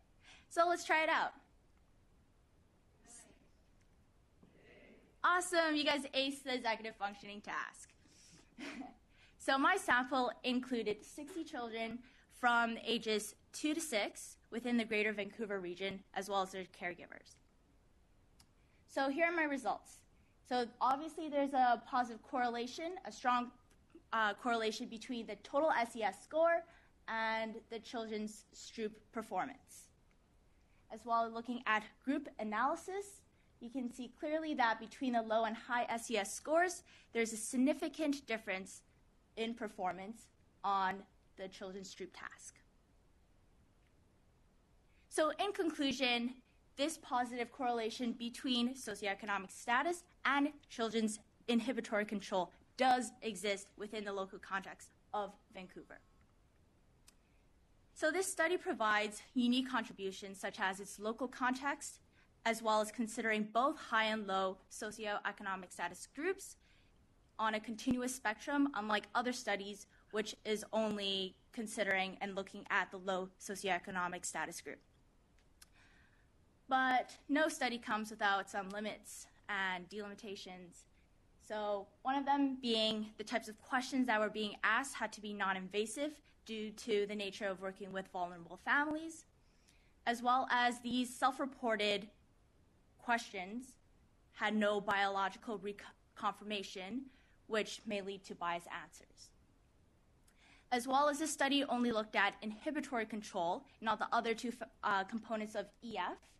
So therefore, the applicability to predict EF as a whole is not as accurate, as well as there was no normative data for this specific Stroop task. So future studies, I would recommend to consider the two other categories of EF by reproducing the study using different tasks with normative data that could indicate if children have delayed EF ability in respect to their particular age to provide more implications and interpretations. Last and foremost, I'd like to thank my mentor and my biggest inspiration, Dr. Rachel Weber, as well as I'd like to thank Caroline, who shared my passion for my research and helped me greatly with the recruitment. Is there any questions? Yes. Excellent job. I think Thank you. I have a specific question. If you go back to the slide where you had the graph. This one? Yeah, this one. Yes. So what's the R value you can see from here? Oh, the R value is 0.72. Okay. Yeah. So what are your thoughts on some of the outliers? Have you thought on looking, because SES is a really, it's an umbrella of different factors. So if you, for example, the point of their outliers either under the line or above the line, and looking at if there's anything interesting going on, have you thought about that as a further step for your research? Because it's a big range of factors that are in play with SES, and trying to decipher like the different parts of it. Have you thought about that? And is there anything that you may have done about it? Yeah, for sure. Actually, if I keep on going, I think I have some slides. So actually, I also looked at parental stress. So if I go a little bit further. So basically, my model includes a multiple regression of considering both parental stress. And what I found was that it was actually an additional predictor of children's EF skills. So those outliers, so maybe the child is living in a high socioeconomic status family, but is exposed to a high stress environment, would have a lower EF skill. Yeah, exactly. Yeah. So it'd be like it might be high SES, but it might be, the parents might be separated, for example. Yeah. Yes, for sure. Thank you. Yeah. It's a big age range. First of all, fantastic job. Thank you. Everybody. The age range, 2 to 6 years. I mean, I'm just thinking of my own children, and the 2-year-old would be much harder of a task than the 6-year-old. So I'm wondering if you considered that either as a covariate to age. Yeah.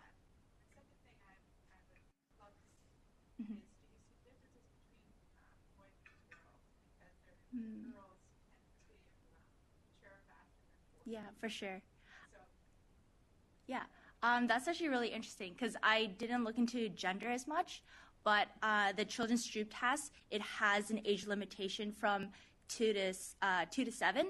So what I did notice, like through like this model, it shows that age doesn't really affect this model as much as parental stress. So what I kind of like deduced was that like age wasn't so much as a factor as parental stress was. But there are, what I wanted to do later on is that use different tasks such as the NIH toolbox, which has normative data, so I can see if like the particular child is above or below where they're supposed to be for their age. So basically what I collected is that, yes, low SES has difference with high SES, but maybe the low SES, they're just within the normative range, whereas the high SES within Vancouver is just so much higher where they need to be. So if I use different tasks, then I could figure out if age really plays in a factor. We'll just do one last question. Yes.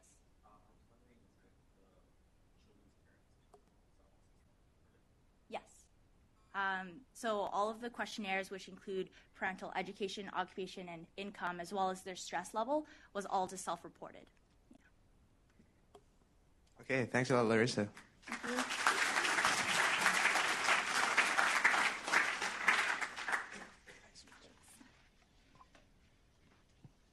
So this brings us to the end, if I'm right, yeah. This brings us to the end of our first student presentation session. So now we'll have a... Okay. Hi again, everyone. So we'll start our second session of presentations. Our second keynote speaker, first of this session, is Dr. Lisa Glia.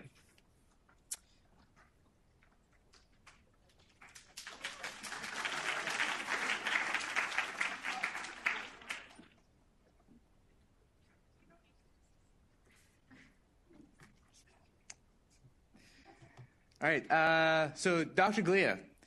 Dr. Glia is a distinguished university professor in the Department of Psychology. Most of you probably know her from the classes she teaches, Psych 461, 462, I believe, as well. 460? 460.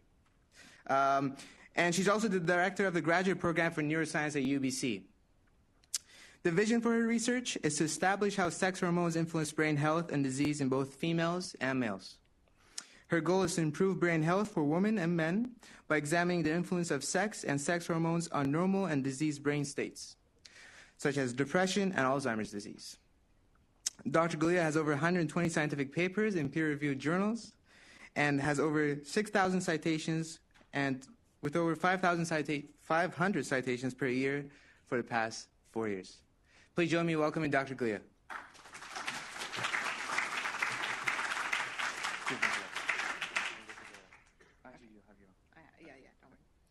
So thank you for that lovely introduction. I also just wanted to say that NAILA report, otherwise known as a fundamental science review, is really important. And if you can use the hashtag support the report, it's not just going to give money to people like me, it's going to give money to students like yourselves to do the research. It is quite important.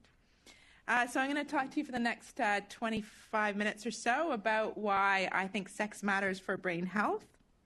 And I'm going to be talking about sex, which is the biological and physiological differences between males and females, and not gender, which is a psychosocial construct, which is what a given society deems appropriate for men versus women. And here my husband is depicting what is very appropriate for men in the Canadian society to do in terms of housework. Most sex differences, many sex differences, you can see by eye.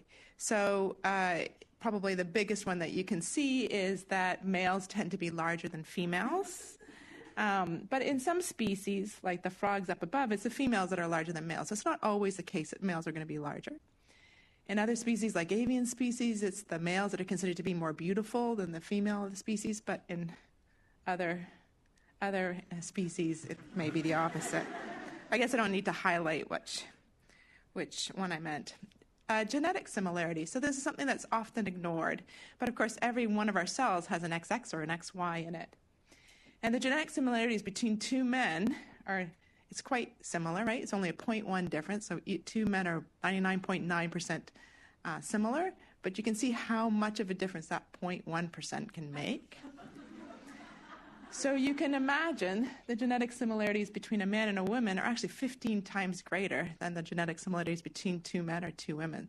And again, it's something that's hardly ever considered. There are a lot of sex differences just in prevalence of brain disease. And it's something that's important to consider. It's not just the prevalence, though, of a disease, it's a manifestation of that disease or even the treatment of the disease that we should be considering this variable. Now, for the last 20 years or so, I've really been concentrating on the female brain. Why do I concentrate on the female brain? Because females have a different physiology. We're the ones getting pregnant, giving birth, lactating, providing parental care, and that's true in most mammalian species. That suggests, among other things, that our brains are organized differently. And there's a lot of evidence to support this, but this comes from my late master's supervisor, who showed that the incidence of aphasia, which is the difficulty to produce or comprehend speech, really shows some big sex differences. So men are more likely to get Wernicke's aphasia, which is in the posterior part of the left hemisphere, and women are more likely to get Broca's aphasia, which is the anterior part of the left hemisphere, which suggests, among other things, that the brains are organized differently. Women are more likely to get depression and Alzheimer's disease. And yes, while they're more likely to talk about their feelings, there's still likely a biological explanation for why women are more likely to be diagnosed with depression. Women do live longer than men, and that's going to play a role in why there are more women with Alzheimer's disease, but it's not the only reason. Men, on the other hand, are more likely to get Parkinson's disease and, as boys, autism. And it's important to study this kind of difference for a number of reasons. One is that it can give us clues on how the disease develops, the manifestation of that disease, and very rarely study the treatment of that disease. It also hopefully will lead to better animal models. And it's also true that our federal funding agencies, which you probably is a very young audience, so you may not know this, but CIHR and NIH are both pushing for, even in cell studies, even in vitro studies, to use both males and females in our studies. I have some reservations of whether that's really going to help women's health, but we can talk about that at the end if you're interested. In terms of popular media, this episode occurred, it was a Leslie Stahl episode. It's really great. It's only about 15 minutes. If you can find it on YouTube. If you can't, let me know, and I'll send you to it. But it was about how the FDA, the Federal Drug Administration, for the first time ever in 2014, suggested a different dose was needed for men and women in terms of a sleep aid called Ambien. We're just talking about a dose, not a different drug, a dose. So let's think about this for a second. A 6'2" individual weighing 180 pounds is told to take the same number of tablets on your Advil or your Ambien bottle as a 4'8", 80-pound woman. But we know the dose is really going to matter there.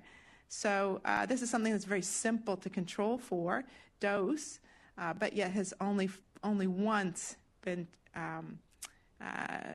considered appropriate to change.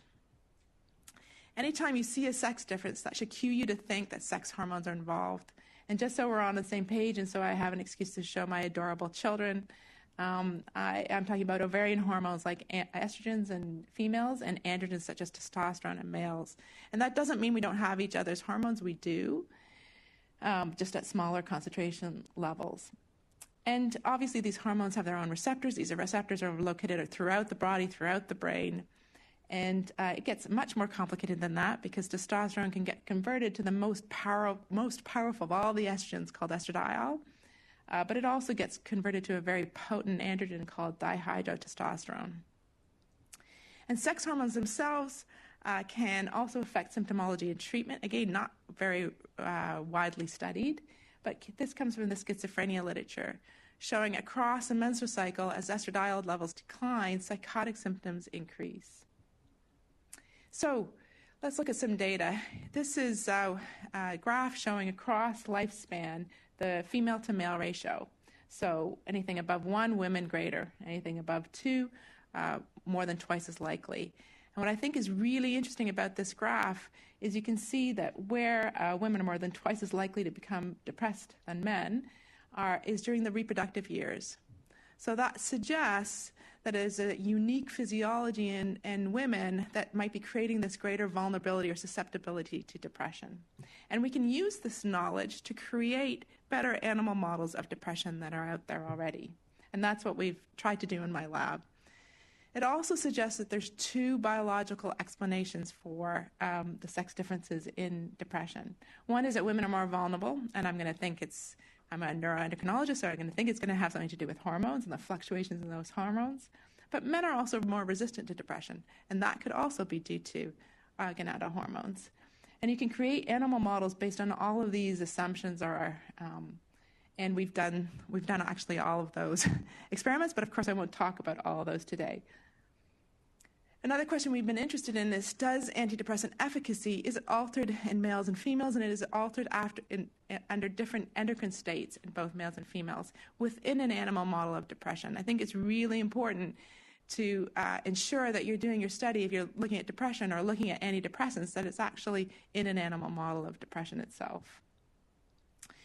So there's not just sex differences in prevalence of disease, but also in the manifestation of disease.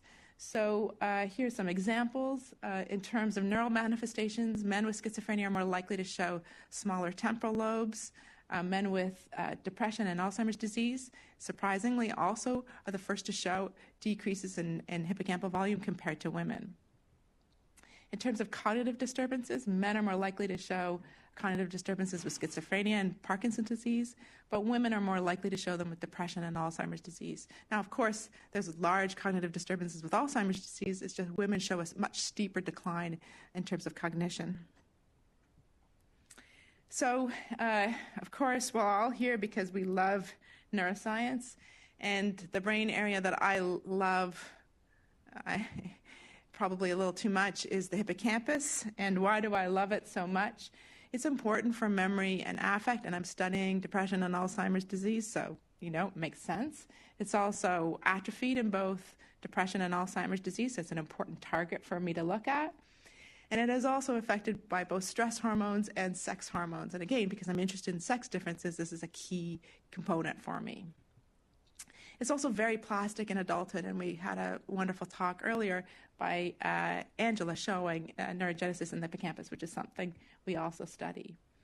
There's a lot of evidence for sex and stress effects to influence the hippocampus, and this is a rodent hippocampus. You've seen this a couple times now in talks. And throughout the hippocampus, I'll just show you a couple of examples. You can see evidence for sex hormones and stress hormones influencing morphology. So here's apical spine density is influenced by estradiol, so high levels of estradiol increase apical spine density in females. Chronic restraint stress causes atrophy in the apical dendrites in the CA3 region. And I did a postdoc a long time ago, you can see that, in 1997, and did the same study. I said to my supervisor, well, what about females? Maybe females don't show the same thing. And he said, sure, go ahead, do it. And he let me do it, which was lovely. And it seems like it's a really boring finding because instead of the apical dendrites, we saw it in the basal dendrites. But those people on 461 will know that it actually has complete opposing functional consequences for the animals. And I'm happy to talk about what that is later. Now, yes, I'm in love with the hippocampus, but I'm really, really, really in love with the dentate gyrus, which is part of the hippocampus. And why? Because it retains the ability to produce these new neurons throughout adulthood, and that's shown in most mammalian species to date. I know you can't see this as well, but this is a blown-up section of the most beautiful part of the brain ever. So these progenitor cells, and you can think of them as neural stem cells, reside in the subgranular zone, which is the border between the granule cell layer, those pink cells, and the hilus. And when they decide to divide, they form two daughter cells, at least one of which will become a mature granule neuron. And there are a number of components to neurogenesis. I'm not going to go through each one of them, but suffice it to say that a change in any one of these components can result in a net increase or decrease in neurogenesis. And I also want you to realize that more isn't always better. It really depends on how those cells are interacting with their environment in terms of whether they're appropriately connected or not. And I'll talk a little bit more about this. There are many ways to visualize these cells. You can use an exogenous marker like Angela talked about, bromodeoxyuridine, or you can use endogenous markers, and one of them is called double cortin. I'll show you a little bit of data using double cortin. It's nice because you don't have to inject this it's an endogenous protein, so you don't have to inject anything. It's expressed for about 21 days in a rat, so you can actually see cells that are very immature, and I call them baby-like cells, or you can see cells that have extended their process, and I call those school-age-like cells, or you can see cells that look a lot like an adult cell, and I call those teenage-like cells. You can even see spines. If you turn out the light, you actually even see spines on those. In the literature, they're not called baby, unfortunately, not called baby, teenage, and school-age cells. They're called type 1, type 2, and type 3, but that's very boring, I think. So, as I said, it's not necessarily the number of these new cells that's important, but are they active? And not just are they active, but are they active appropriately to appropriate situations? And one way that you can look at this is by looking at the activity of the cells using immediate early genes. There are a number of immediate early genes. You can look at ZIF268 or CFOS, like Angela talked about. And depending on your timeline, you can look at these immature cells that are labeled with double cortin or a more mature neuron that's labeled with BRDU, and you wait, say, 30 days or 40 days later, just depending on your question. Most of these cells die. So a lot of them are born, but most of them die. And a big part of the literature has been, what can we stimulate? What can we do to increase the survival of these new cells? And it turns out that sex matters. So in terms of enrichment and exercise, we don't necessarily know the answer to that question yet, but cognitive training, we do know. So we've done this study a number of times where we looked at Morris-Water maze or pattern separation tasks that depend on the hippocampus. And when we do those tasks, it's the males that show an increase in neurogenesis, not the females. Androgens increase neurogenesis in males, do not increase neurogenesis in females. Estrogens increase neurogenesis in females, don't increase neurogenesis in males. So depression, coming back to depression, neurogenesis in the hippocampus has actually kind of made a big splash in the literature. Why? Because of this study on chronic antidepressants. So this is fluoxetine, better known as Prozac, and Nicole was talking about that earlier. 1 day of fluoxetine doesn't increase neurogenesis. You can see it's actually cell proliferation there on the y-axis. Neither does 5 days. You need at least 2 weeks of exposure to that drug before you see an increase in cell proliferation. What's interesting about that is that, as many of you probably are aware, you don't see the behavioral efficacy of antidepressants right away. It takes 2 or 3 weeks in humans before you see that behavioral alleviation of symptoms. And in fact, there have been many studies showing that adult neurogenesis contributes to the effects of antidepressants to alleviate the depression, particularly in terms of anxiety. Exercise is also thought to be a mild antidepressant. At least that's what I tell myself every time I force myself to go for a run. And it also increases neurogenesis. Putative factors involved in depression, like stress, all decrease neurogenesis. Chronic stress hormones decrease neurogenesis. Fluctuating estradiol, which we think contributes to depression, decreases neurogenesis. Every single animal model of depression that's out there, every single one, I'm going to say that again, every single animal model of depression decreases in neurogenesis. In humans, postmortem tissue, decreased neurogenesis. So often we get in the media, oh, there's no good translation from animal models to humans. This is one of those examples where you do see good translation. You see the same thing that's occurring. I, of course, am really interested in how sex might influence neurogenesis in the hippocampus, particularly with respect to antidepressant exposure and depression. And so this comes from some analysis of some postmortem tissue that we obtained from the Stanley Medical Research Foundation. And this was largely the work of my PhD student at the time, Dr. Jonathan Knapp, who's now an assistant professor at the University of Calgary. Very smart guy. There are 3 groups that you can get from the Stanley Medical Research Foundation: control subjects, depressed patients that were prescribed antidepressants, depressed patients that were prescribed both antidepressants and antipsychotics. And it turns out I wanted to see, of course, if there was a difference between males and females. So the males, which are shown in those black bars there's no difference in neurogenesis in response to any of these 3 groups. And what we looked at in terms of neurogenesis was those double cortin labeled cells, so those immature neurons. Where we did see an increase with antidepressants was in the females, which actually models or is very similar to some of the other literature that's out there. So women that take antidepressants are less likely to show hippocampal volume loss. So sex and aging, I'm not going to show you the aging effects, but influence the ability of antidepressants to increase neurogenesis in the hippocampus of patients. So what about animal models? I've already shown you this graph. We want to capitalize on that. We want to look at that reproductive stage and see if we can find better animal models of depression. Most of them that are out there are actually using males, not using females, and it's women that are more likely to get depression. Before I go into it, I want to share something with you. So this is a statue that was found on the island of Malta. which is a tiny island in the middle of the Mediterranean. And it's very obvious that that society that lived there really revered the pregnant and fertile women. There's these kind of statues of big fat women all over the island that were found. And then I'd say we went through a dark period in our history because women were sequestered during pregnancy and they gave birth somewhere else and then they came back to the castle. But I blame Demi Moore. And I know you're way too young for all of this, but a long time ago, in 1991, when some of you were just being born, she also posed on the cover of Vanity Fair, and you think, oh well, who cares? It doesn't really matter. But now this was a big deal. Like naked women were not on the covers of any magazines, and pregnant women were not seen in any kind of fashion like that. Now I defy you to go to a checkout stand without seeing the latest celebrity or royalty that's pregnant. On the stands. You see it, and you think you would be forgiven for thinking it is a beautiful and lovely and wonderful part of a woman's experience. But I thought I'd share with you the worst picture ever taken in my life to prove a point. It's difficult to get pregnant. It's taxing in a woman's body. Yes, I know it's not fair because I don't have makeup on. I look really horrible in that picture. I don't have a stylist. I'm not a celebrity. But there's a whole field of research called maternal adaptation. It's how a woman's body has to adapt to allow for fetal growth. And there are a host of changes that happen to allow that fetus to grow. I'm not going to go through them all. I'm going to tell you about hormones because hormones are my favorite. Cortisol, the main stress hormone, twice as high during pregnancy. Progesterone, 20 times higher during pregnancy. And we're not talking about a couple of days, right? Human pregnancy is 40 weeks long. Okay?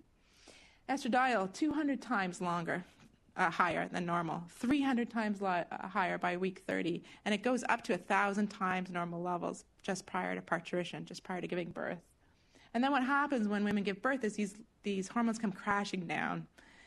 So it's maybe not so surprising, except for cortisol. Actually, cortisol remains somewhat elevated. It's not so surprising that there might be repercussions for this in terms of women's health. I think of this as a very good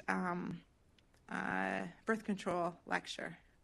So in the short term, there's an increased risk for postpartum depression, postpartum psychosis, 1% higher. Obsessive compulsive disorder is 3 times more likely after giving birth than at any other time point in a woman's life. In the longer term, this is new evidence, but there's evidence for an increased risk for Alzheimer's disease, which we can talk about later. Obesity, metabolic syndrome. But of course, there's a decrease with a variety of cancers, and that's important too. So what do I think makes women more vulnerable during that early part of the postpartum period? There's 2 things that I think are quite major. One is there's a really big reduction in neuroplasticity, and I'll show you a little bit of data. And of course, those fluctuating steroid hormones that occur. But there are also some other aspects that change during the postpartum, which likely contribute. So here's some evidence in humans that pregnancy shrinks certain aspects of the brain. So that bottom slide there, that 0.0 is parturition, that's giving birth. And that's total brain volume. So you can see about a 6% or 8% drop in total brain size. That top graph is a new study by Hoxima who showed, that's the hippocampus there, that blue bar there is during pregnancy. That's pre-pregnancy. The second dot is 2 months post-pregnancy, and then 2 years later. So you can see the hippocampus gray matter volume decreases during pregnancy or after pregnancy, and there is a partial recovery, but there's still a reduction after giving birth. In rodents, we were the first to show that hippocampal size decreased. And we've also looked at neurogenesis. So our neurogenesis data there, that red bar there is a first-time mom. That blue bar is a second-time mom, and the white bar has never been pregnant. And you can see that neurogenesis decreases in first-time moms. It's got something to do with pregnancy and pregnancy alone, because when we give just pups, we have foster moms, that actually increases neurogenesis.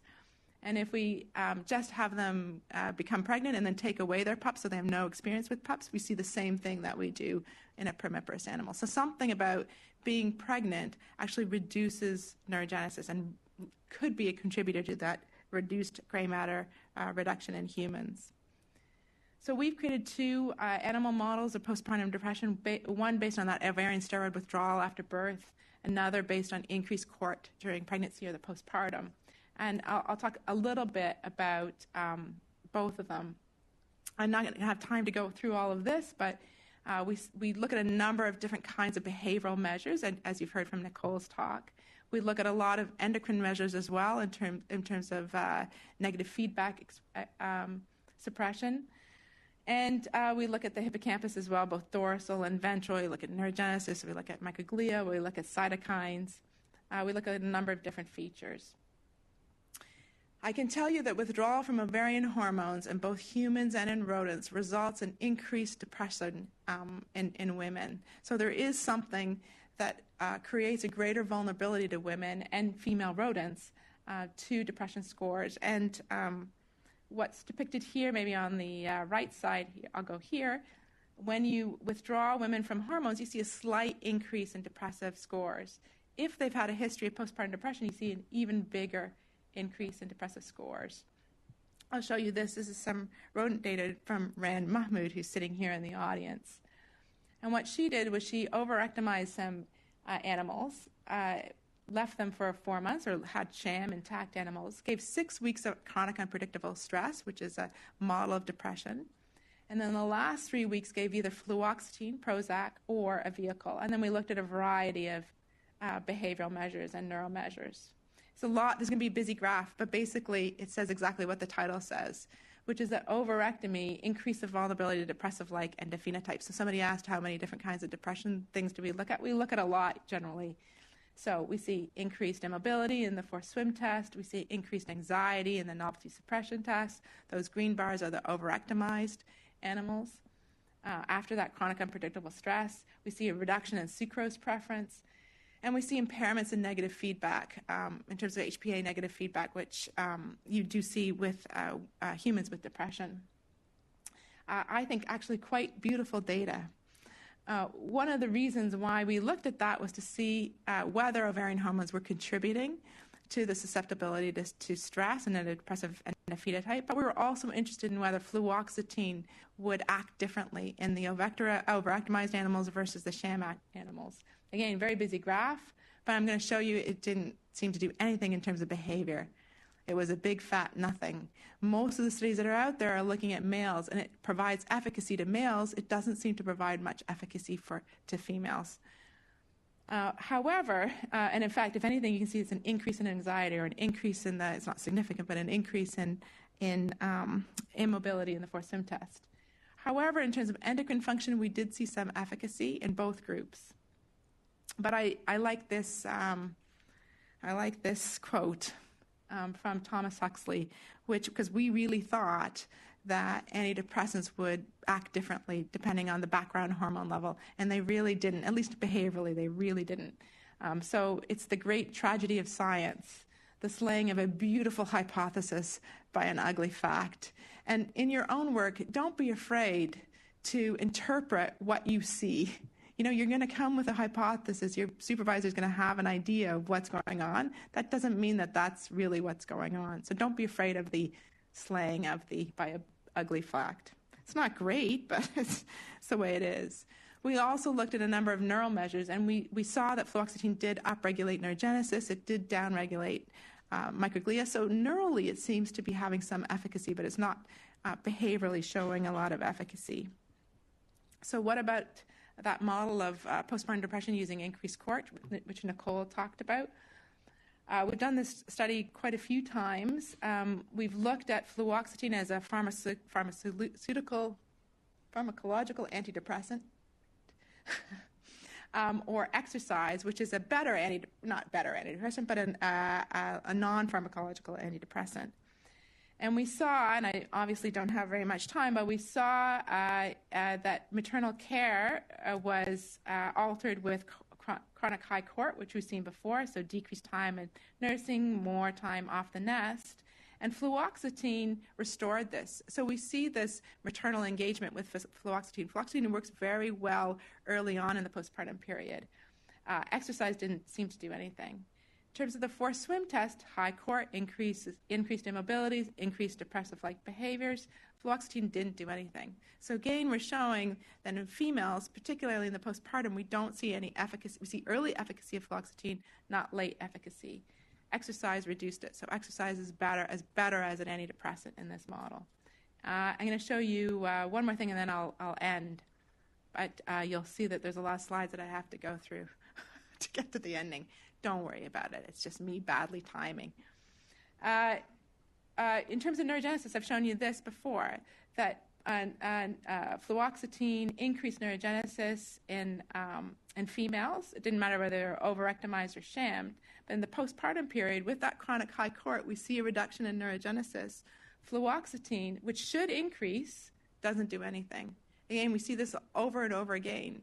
So just because an antidepressant or a drug works one way in a male, it may not work the same way in a female.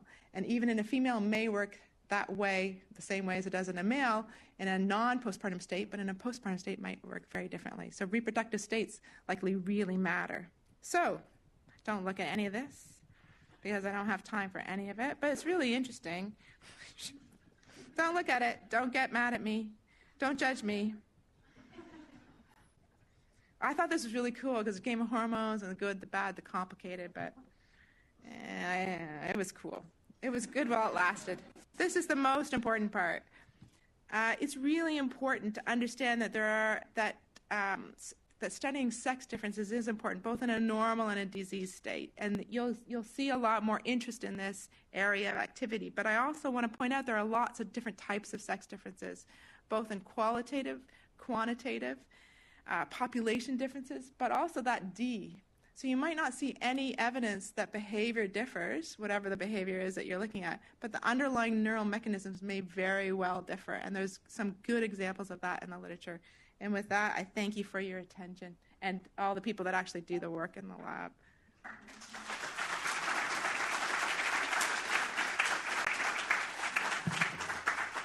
Sorry.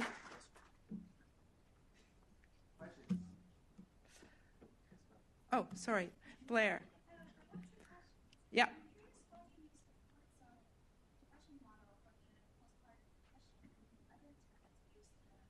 Chronic unpredictable stress. So that's an excellent question, and there's a very good reason for it. So thank you. It's almost like we planted that question. So chronic unpredictable stress is probably the best animal model depression that's out there because it shows a very good translational ecological validity. It's hard to do in the postpartum state because we already know that if you take away the mom from the pups, that's called maternal separation. We already know that does stuff. It's hard to stress out the mom in the cage with the pups present because the pups are going to be stressed out too. So we didn't want to do that. We wanted to do something very, very quick, and a quick modeling of that was, and we only wanted to do something to the mom, not to the pups themselves, not directly to the pups themselves. We wanted the mom's behavior to maybe influence the pups, but that's why we chose corticosterone. It's, of course, like every model, there's pluses and minuses, but that's why we did it that way.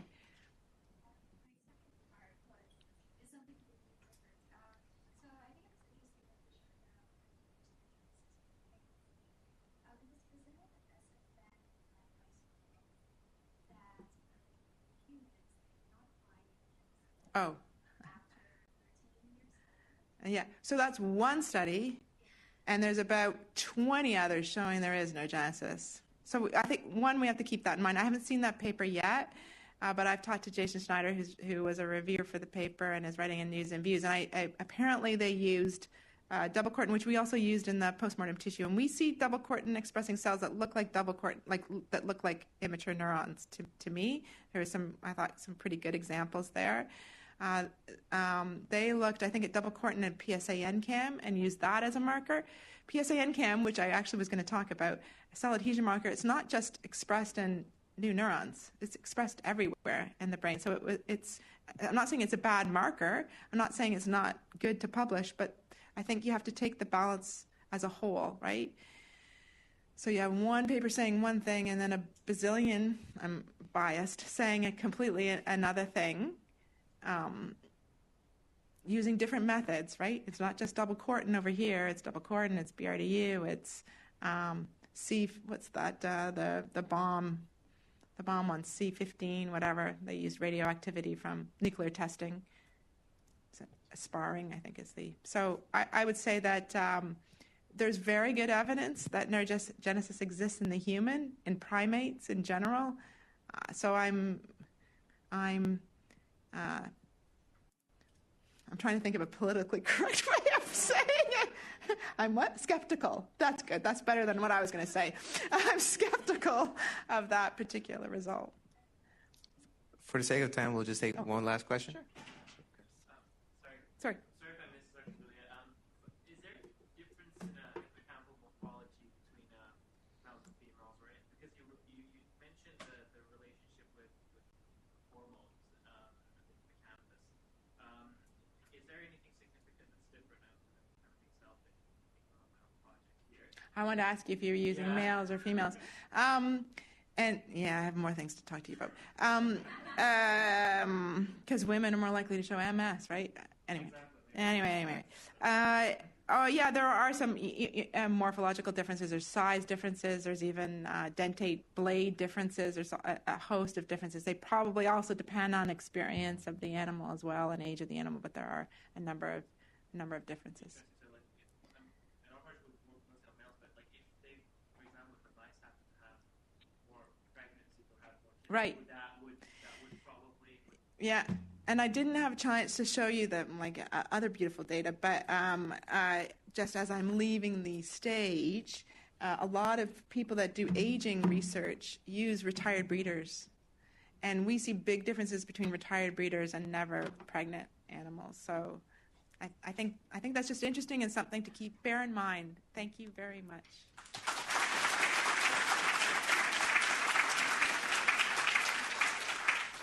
Thank you, Dr. Glia, for the wonderful talk. Next up, we have Spencer Pratt. Please join me in welcoming him.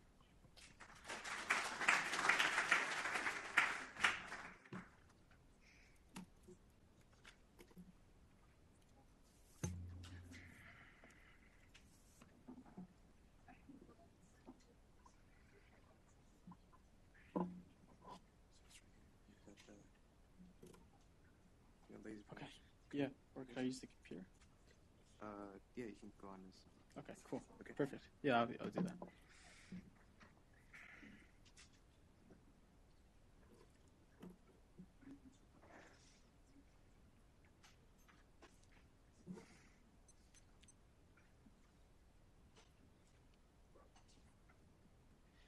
Good evening, everyone.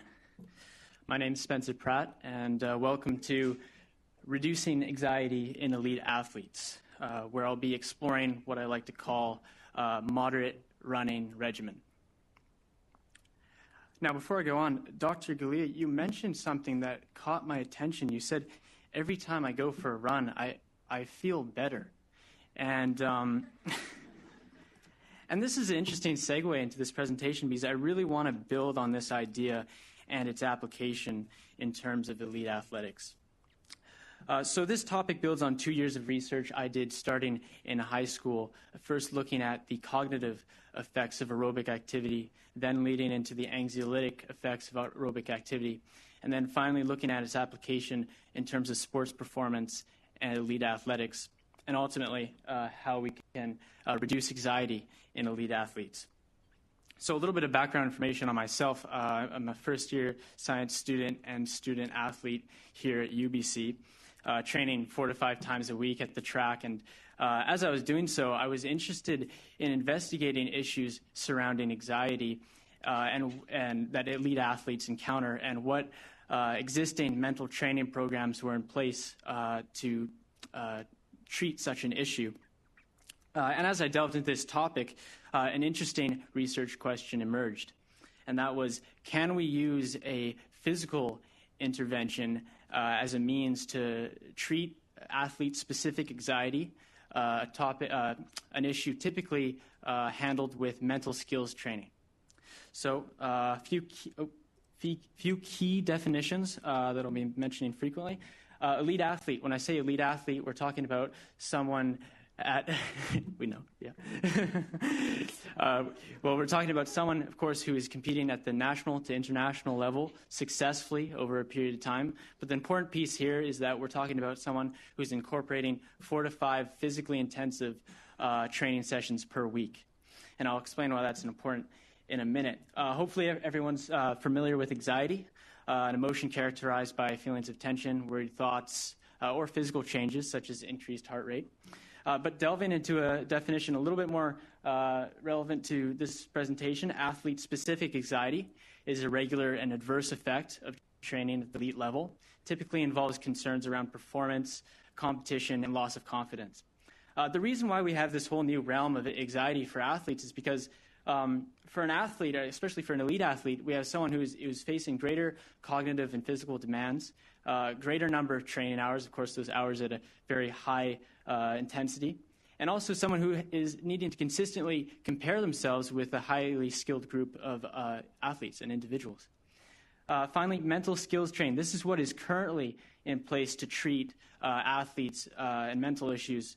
And this typically takes place at the psychological level and involves the implementation of traditional cognitive behavioral techniques.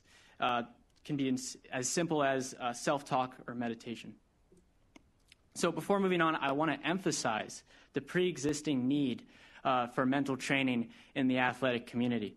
So these two studies were web-based surveys from the University of Tennessee.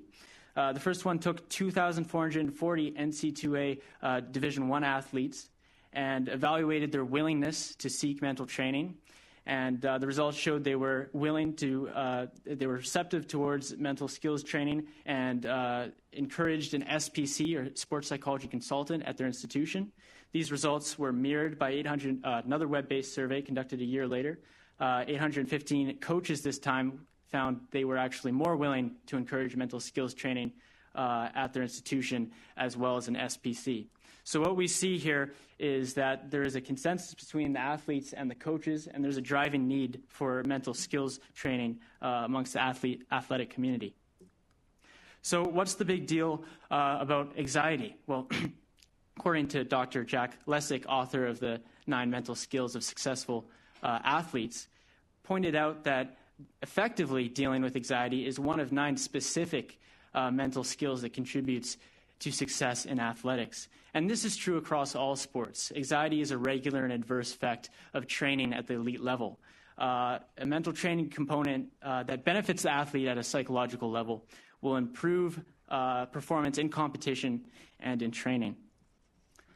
So here's a quick statistic showing the prevalence of anxiety as an issue amongst athletes. This study took 244 elite Australian athletes, determined that overall 46.4% of athletes struggled with at least one mental health issue, with anxiety taking up about a quarter of the mental issues. So that includes social, general anxiety disorder, and panic disorder. So we see a large contingent of athletes struggling with anxiety. So far we see there's an existing need for mental skills training in elite athletes. This comes directly from the coaches and the athletes, and that effectively dealing with anxiety is one specific mental skill that contributes to success in athletics.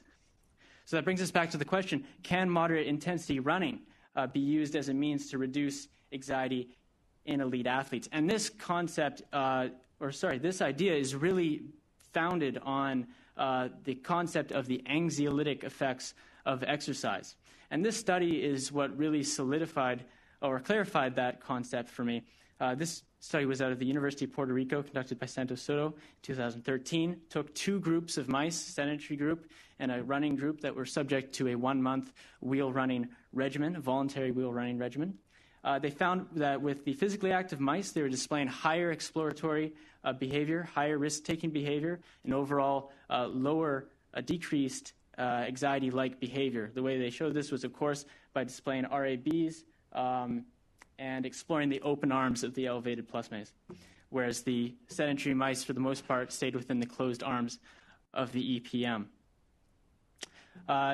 This next study really pinpointed the aerobic exercise as something that is specific in creating the anxiolytic or anxiety inhibiting effect. Now, this study took healthy collegiate athletes and determined that reductions in state anxiety were significantly associated with aerobic exercise, but not necessarily with resistance training. Next study, also by Regler and Wilson, determined what intensity produced the optimal anxiolytic effect. And they determined at a 40 to 60% or moderate, 40 to 60% VO2 peak, a moderate intensity was most effective in producing an efficient anxiolytic effect, whereas at the 80% VO2 peak, the anxiolytic effect was delayed after 5 minutes. So far we see through the 11 studies that I used, haven't mentioned all of them, but 3 main criteria for a proposed running regimen. Firstly, aerobic exercise. That was pinpointed in Reglan and Wilson's 1996 study, the effectiveness of aerobic exercise. Secondly, the intensity, the 40 to 60% VO2 peak being a special window of intensity. And then finally, the aspect of voluntary exercise. This was a factor in Santos Soto's research because, of course, the mice were undergoing a voluntary wheel running regimen. So what I begin to see through my research is, and of course as an athlete looking to perform optimally, is a new understanding. The idea that we don't need to consistently restrict ourselves to mental skills training as a way to treat mental health issues, and we could be optimistic in considering physical intervention, such as the moderate running regimen, as a way to treat something like anxiety. So this is a quick methodology that I followed. I looked at the body of research concerning the need for mental training and the driving need amongst the athlete community, and then looked at the body of research concerning on the anxiolytic effects of exercise, and then seeing if there's a possible area of investigation there. So the next steps for the proposed running regimen. Well, first of all, a framework needs to be established.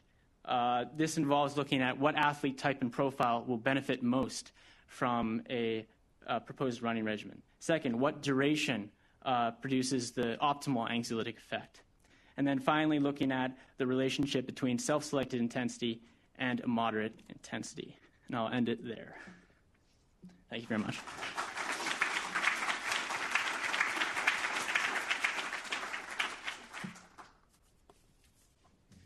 Questions? I'll take questions.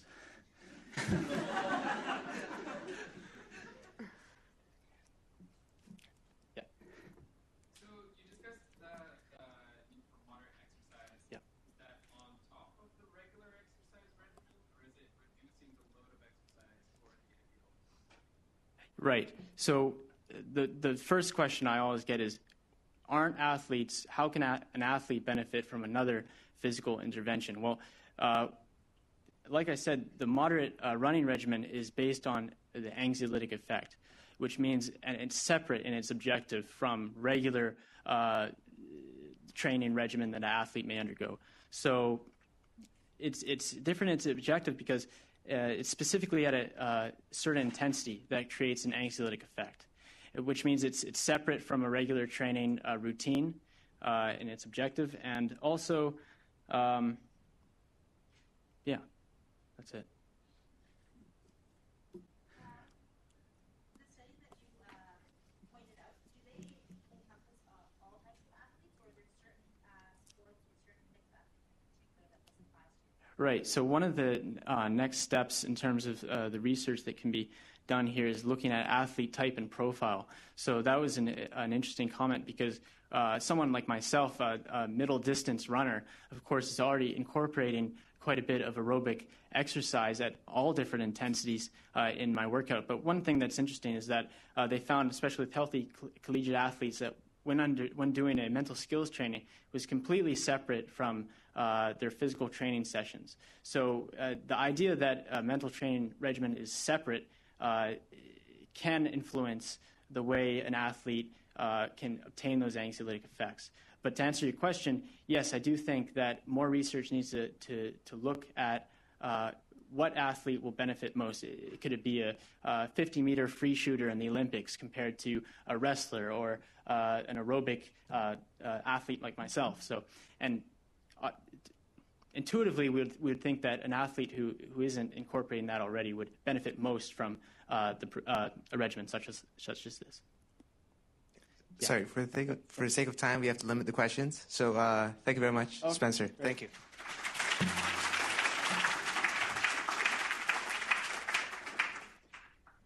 So next up we have Olivia Li, next.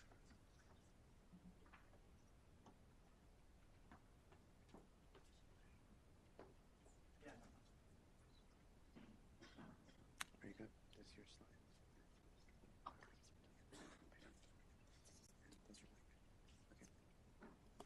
So please, a round of applause for Olivia.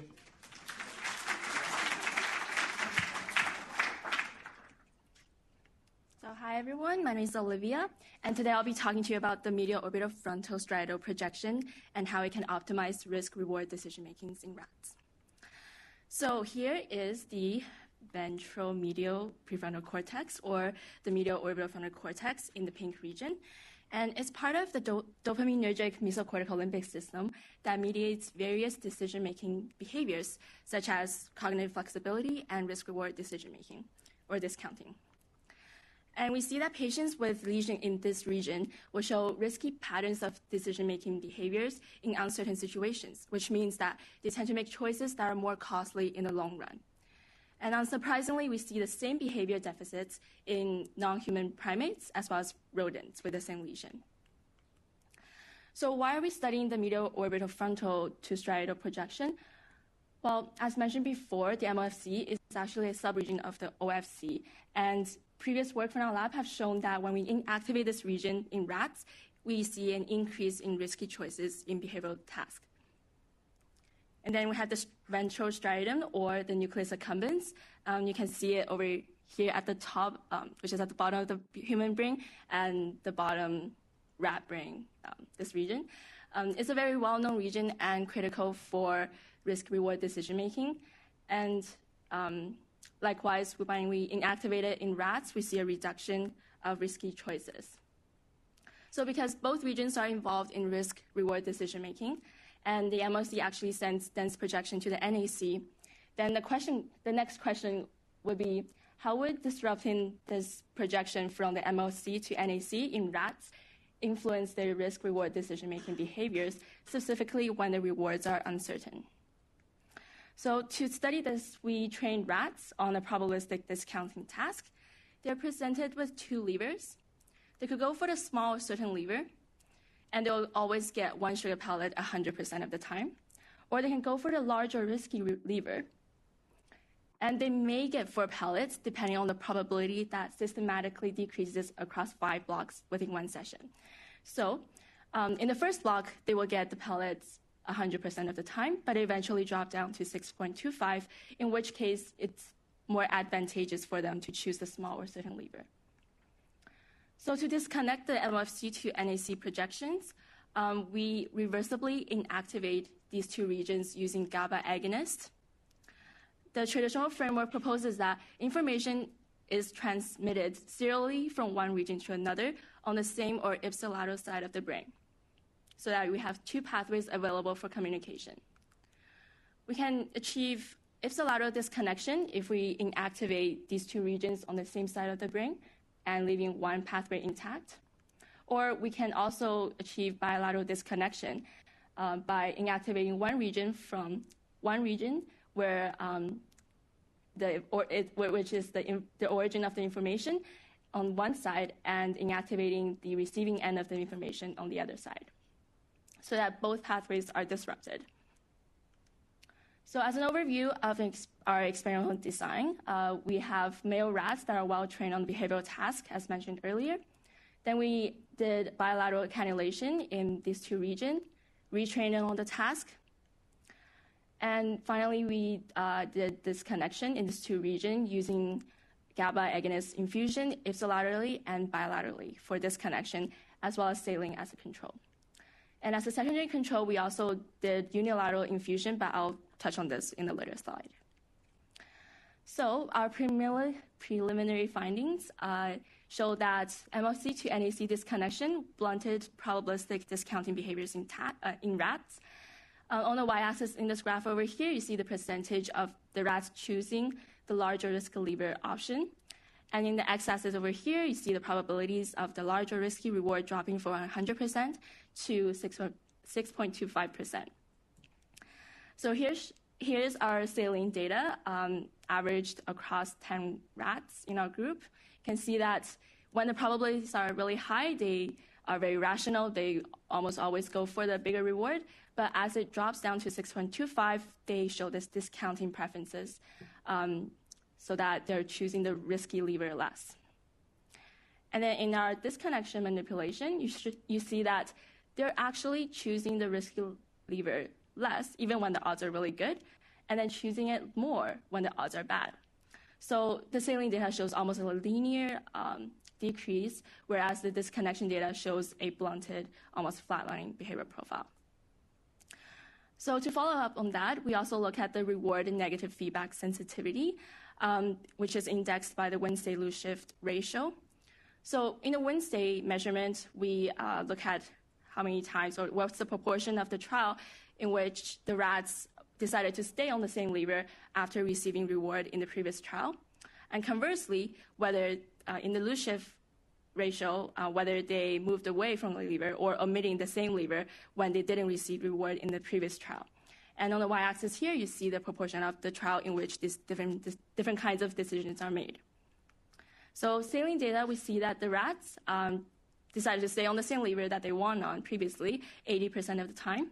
But when they're disconnected in the pathway, you see a reduction of their win-state behavior, and this is like a general effect of treatment, but it's mostly driven by the win-state reduction. And it actually makes sense because when we look at the 100%, when the rewards are given 100% of the time, you see that they're actually not staying on that lever, even though the odds are really good. And as a control, we unilaterally inactivated only the MFC or only the NAC and saw that there was no behavioral differences between the saline and the GABA agonist inactivation data. And this supports our framework, which says basically you need to inactivate both region or both region need to be affected in order to see a behavioral change. So this implicates that functional MFC to NAC pathway will optimize probabilistic discounting behaviors. When the odds are really good, this pathway helps us to decide that we would want to go for the bigger reward all the time. But when the odds are bad, it helps us to decide, well, it's maybe better to go for the smaller, more modest, but more certain rewards. And it also shows us that both pathways need to be intact in order for us to make this kind of decision efficiently. And it's also mainly driven by reward sensitivity and non-negative feedback. So whether we've gotten rewarded in the previous choices and not because we lost on the previous choices. A bigger picture would be that because we're doing this circuitry work, it shows us how dysregulated circuitries may contribute to some of the risky behaviors that we often see in patients with PD, schizophrenia, and substance abuse disorder.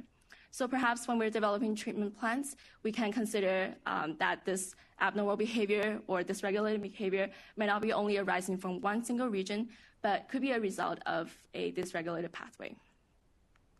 So take-home message, MFC to NAC projections optimize risk-reward decision-making, which allows us to adapt our choices based on changing odds in a situation.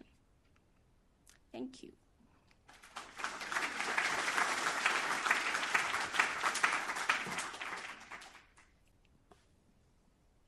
Question?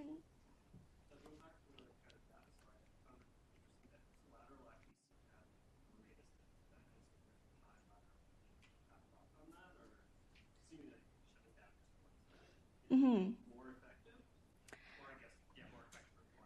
Yeah, this is actually very unexpected because traditionally we thought that Ipsilato was supposed to be the control for this type of disconnection data.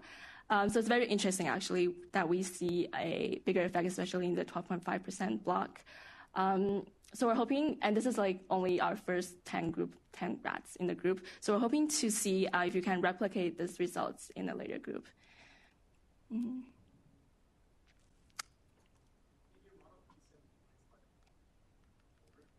Forward? Oh, sorry. Why would inactivation of just one or the other not have a similar effect to deactivating only one side? So your question is, why would inactivating one region not have an effect on the behavioral profile? So because we are leaving the other side intact, the other side can also compensate for this inactivated region and basically maintain this communication with the other, like maintain the pathway to the downstream region. And that's why we don't see a behavioral effect. But the previous work in our lab have shown that if you bilaterally inactivate these both of, so for example, if you inactivate both of the MLC regions, you'll see a behavioral effect, which is what I was referring to in my intro slides. Okay, well, thank you very much.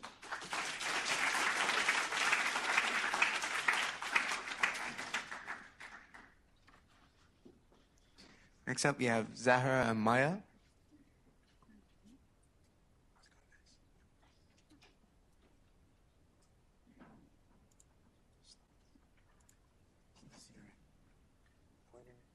Just click this.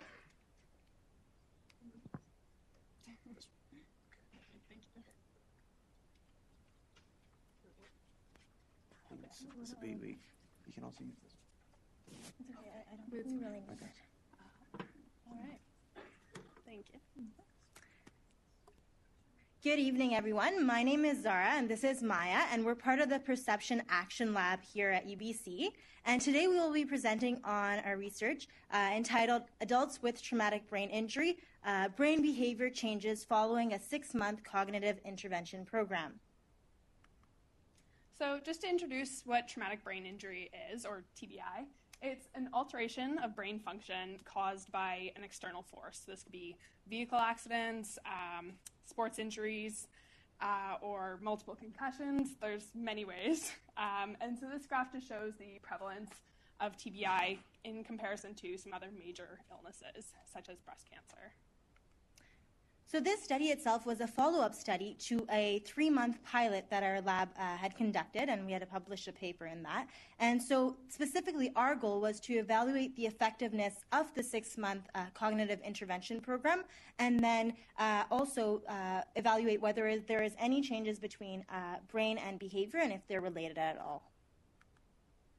So the participants that we used in the study had chronic TBI, and they were all adults. And we had 10 participants, and they had TBI for a minimum of 1 year, but some of them had TBI for up to 25 years.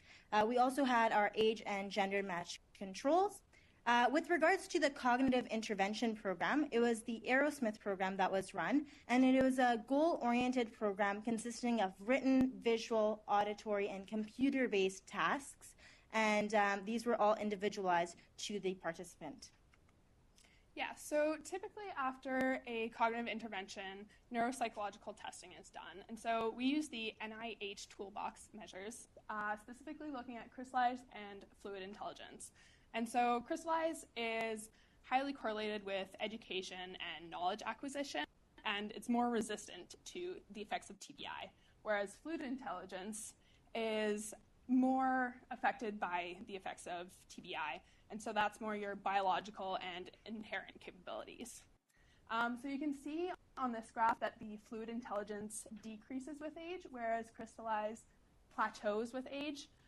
So a standard way of accounting for this is just to use age-adjusted scoring, and so that's what we did for this study.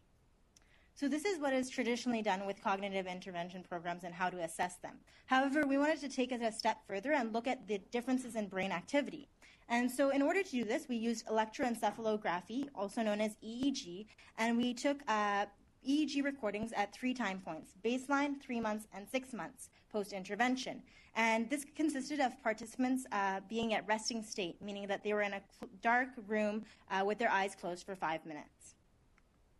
And so to analyze this data, we applied graph theoretical analysis. And just to give an explanation of what this is, it's essentially a way to model brain connectivity. So you have nodes, which are the dots in this diagram, and you have edges, which are the lines connecting the nodes. And so we're specifically looking at 2 variables, hub value and degree. So degree is describing the amount of edges connected to each node, And then hub value is describing the different hubs of the brain. And so what happens in people with TBI is if something is damaged, say the orange hub, then some of the functional brain networks will be rerouted to the dark blue, for example. And so you'd see a decrease in the hub value for the orange hub and an increase in the hub value for blue. So looking at a few of the results for the neuropsychological testing, we saw a significant increase from baseline to 3 months for the age-adjusted fluid composite scores. And so that is the scoring system that is more affected by TBI. And so it was great to see an improvement after just 3 months. However, we did not see any further significant changes in behavioral outcomes from the 3-month to 6-month time point.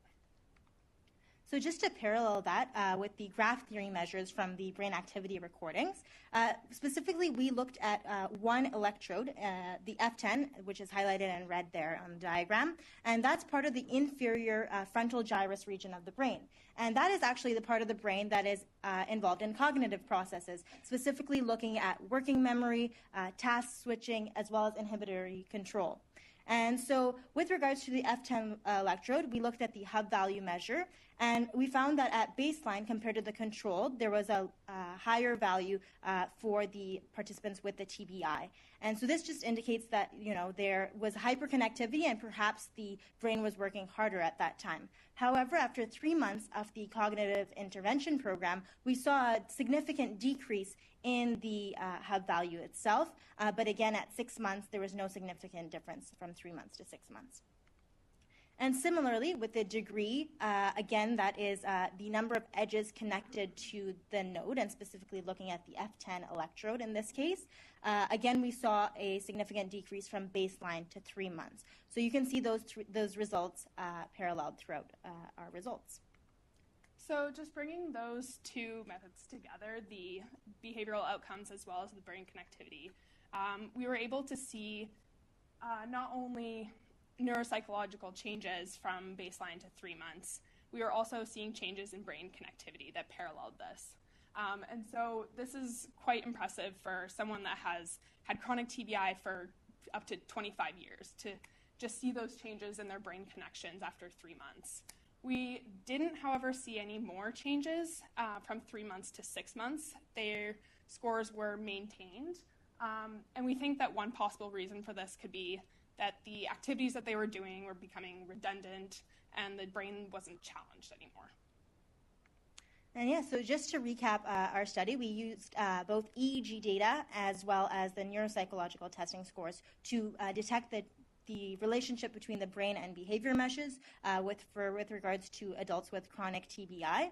And again, the most notable finding we had was that there is actually a significant change in brain activity following this cognitive intervention. And thus, more studies need to be done with regards to the length of time for cognitive interventions and perhaps changing the styles of cognitive intervention as well.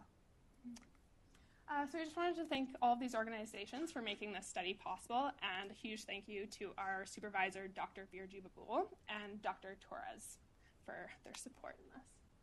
Thank you. Do you guys have any questions? All right. Yeah.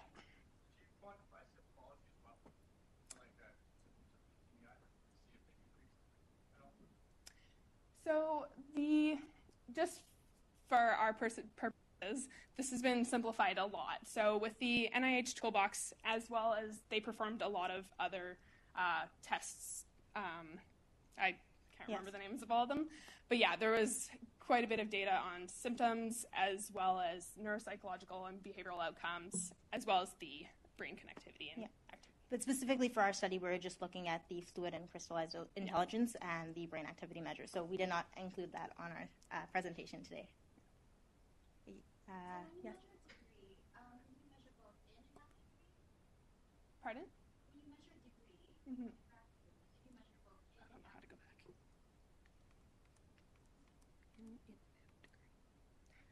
So you mean in and out degree, meaning the number of edges coming to the node and then exiting the node? So I think that it does provide an average of both. With regards to graph theory, I think it has both the in and out edges connected to the node specifically. Yeah, so essentially the inferior frontal gyrus region of the brain is involved in cognitive processes, including working memory and task switching. However, how come the right side of the brain is that? Maybe I'm interpreting your question like that. We also did measures on the left side, so the F7 electrode, which is on the top left or frontal left region of the brain, and we found no significant differences there. So perhaps there may be some more possibilities for research onto why the right side of the brain, but however, again, the inferior frontal gyrus region of the brain is most involved in cognitive processes, as was seen in previous literature. Yes.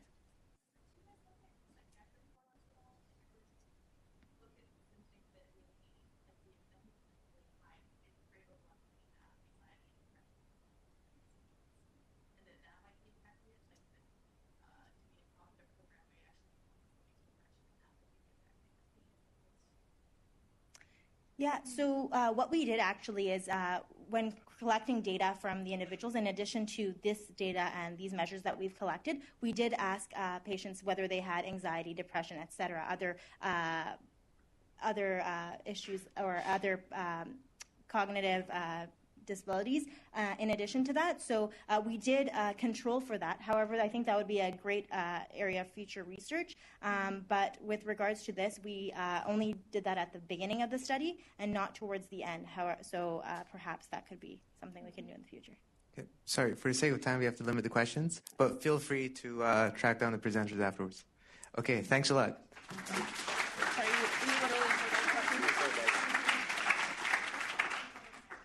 Next up, we have Jacob Stubbs.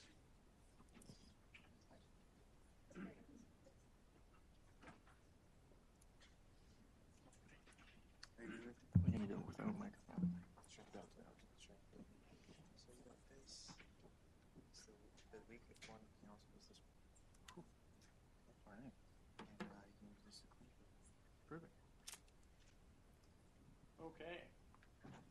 Good evening, everyone. My name is Jacob Stubbs. I'm a student here at the UBC School of Kinesiology, and I work at the Human Vision and Eye Movement lab at VGH. I'm going to talk to you tonight about a project we worked on looking at tone deafness and acquired prosopagnosia. I'm going to try and describe why it's interesting to both clinical and basic neuroscientists. So just to start off with a little bit of background, prosopagnosia is the inability to recognize faces, termed colloquially face blindness. It can be developmental from birth, or it can be acquired through brain injury with a prevalence of about 2.5% or less of the population. Generally thought to be a cortical gray matter abnormality, either in the fusiform face area or the anterior temporal lobe.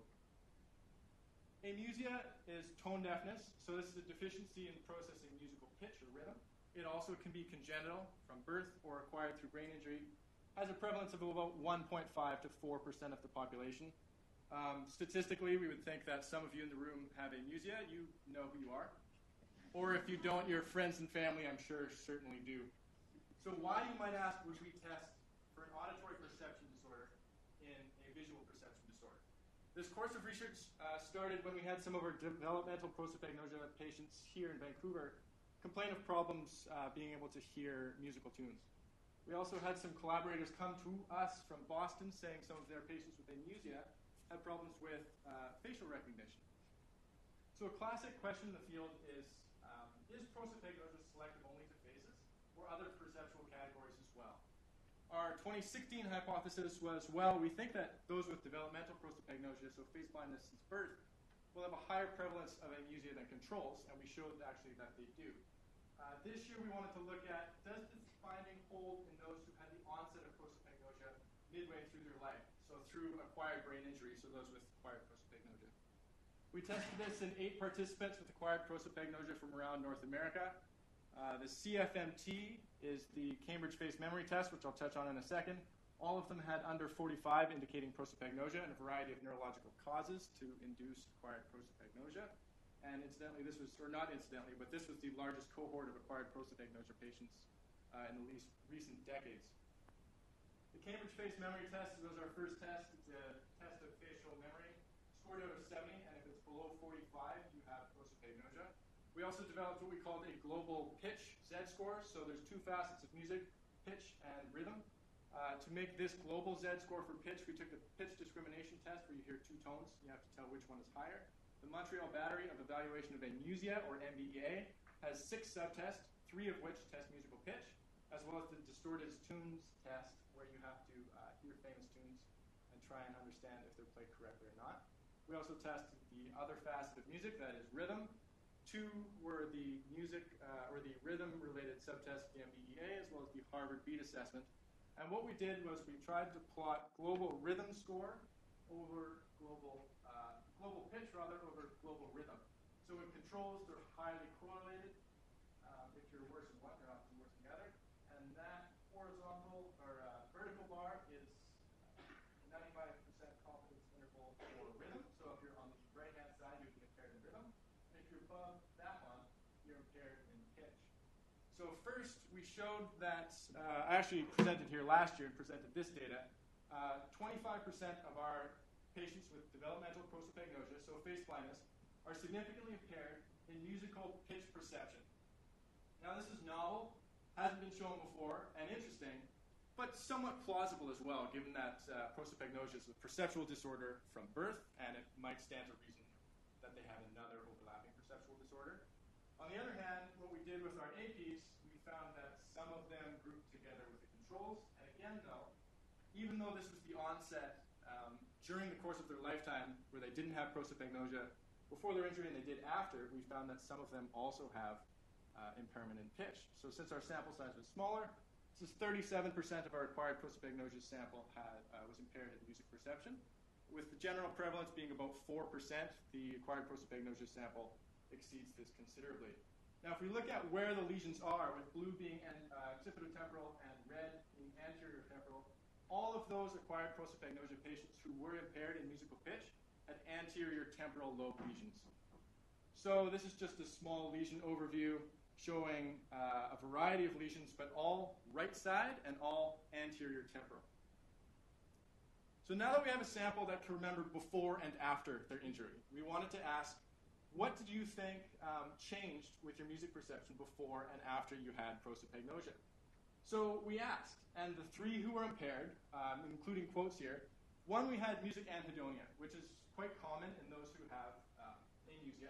He said, beforehand I liked music enough that I had a $3,000 car stereo system. Afterwards I went through a period of several years where I preferred silence over music.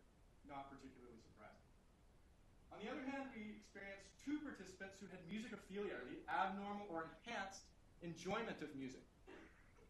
So one said he could hear rhythms, lyrics, and tones better. And the other one said her love and appreciation for music became stronger. She said, it seems to grab me more now and evoke more emotion. So the main takeaway I want you to take away is, with those with developmental prosopagnosia, visual disorder since birth, they also have a higher amount of amusia, as well as those with acquired prosopagnosia. So before and after, we think they have the onset of amusia. We understand that high-level perceptual deficits do not occur in isolation. Think Balint syndrome of the dorsal stream. The co-occurrence here, though, of acquired prosopagnosia and amusia may actually indicate a new syndrome we're terming anterior temporal agnosia syndrome. Clinically, these syndromes can be interesting. They can have localizing value, and they give us a more fuller experience of the patient's experience in the world. However, we have no idea what the neural underpinnings for why auditory perception would be implemented or found in a visual perception disorder. One thing I can tell you, though, is BOT83 happily reports to us that after his injury and after the onset of amusia, he now plays guitar and sings for more than 20 hours every week. I'd like to thank Dr. Jason Barton, our PI here at UBC, Dr. Charisse Cora, who helped us, is now at Bethel University, and our collaborators from Harvard University, Dr. Schlag and Paquette. My name is Jacob Stubbs, and thank you for your time.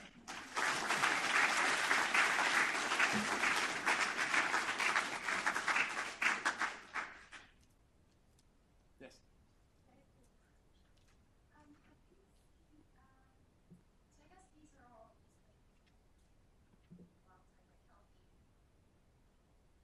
Wild type people, yeah.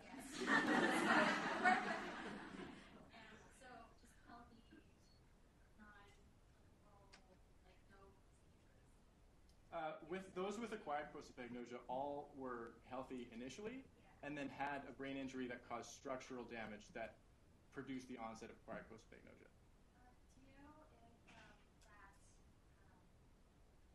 acquired injury can also predispose them to other neurological disorders?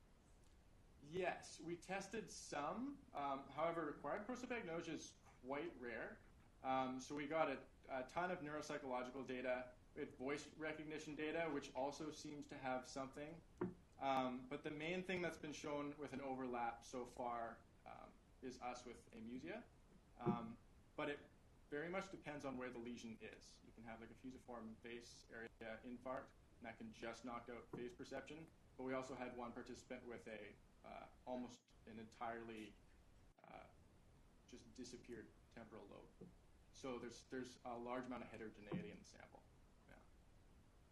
Yeah. What about other sense? So it's vision, but specific to prosopagnosia. Mm-hmm. It's auditory, but specific to amnesia. Mm-hmm. So what about something like tactile? Have you looked at anything? This took us 3 years to get this far, right, and we haven't got there yet. We're trying to get the first one out of review and into the world. It seems to be there's no motor deficits. It seems to be more higher level perceptual deficits. I'm really like, something like, feeling cotton versus feeling sandpaper, like something like that might be a more. I was just wondering if it's a not general sensory deficit, but sensory deficit of specific things within each category. We focus mostly on visual perception, so we've showed also like alexia. And you can look at a word, but you can't actually read the word. We haven't looked at sensory or motor deficits. It's a long story short. Why take away, if you will. Great. Okay, well, thank you very much.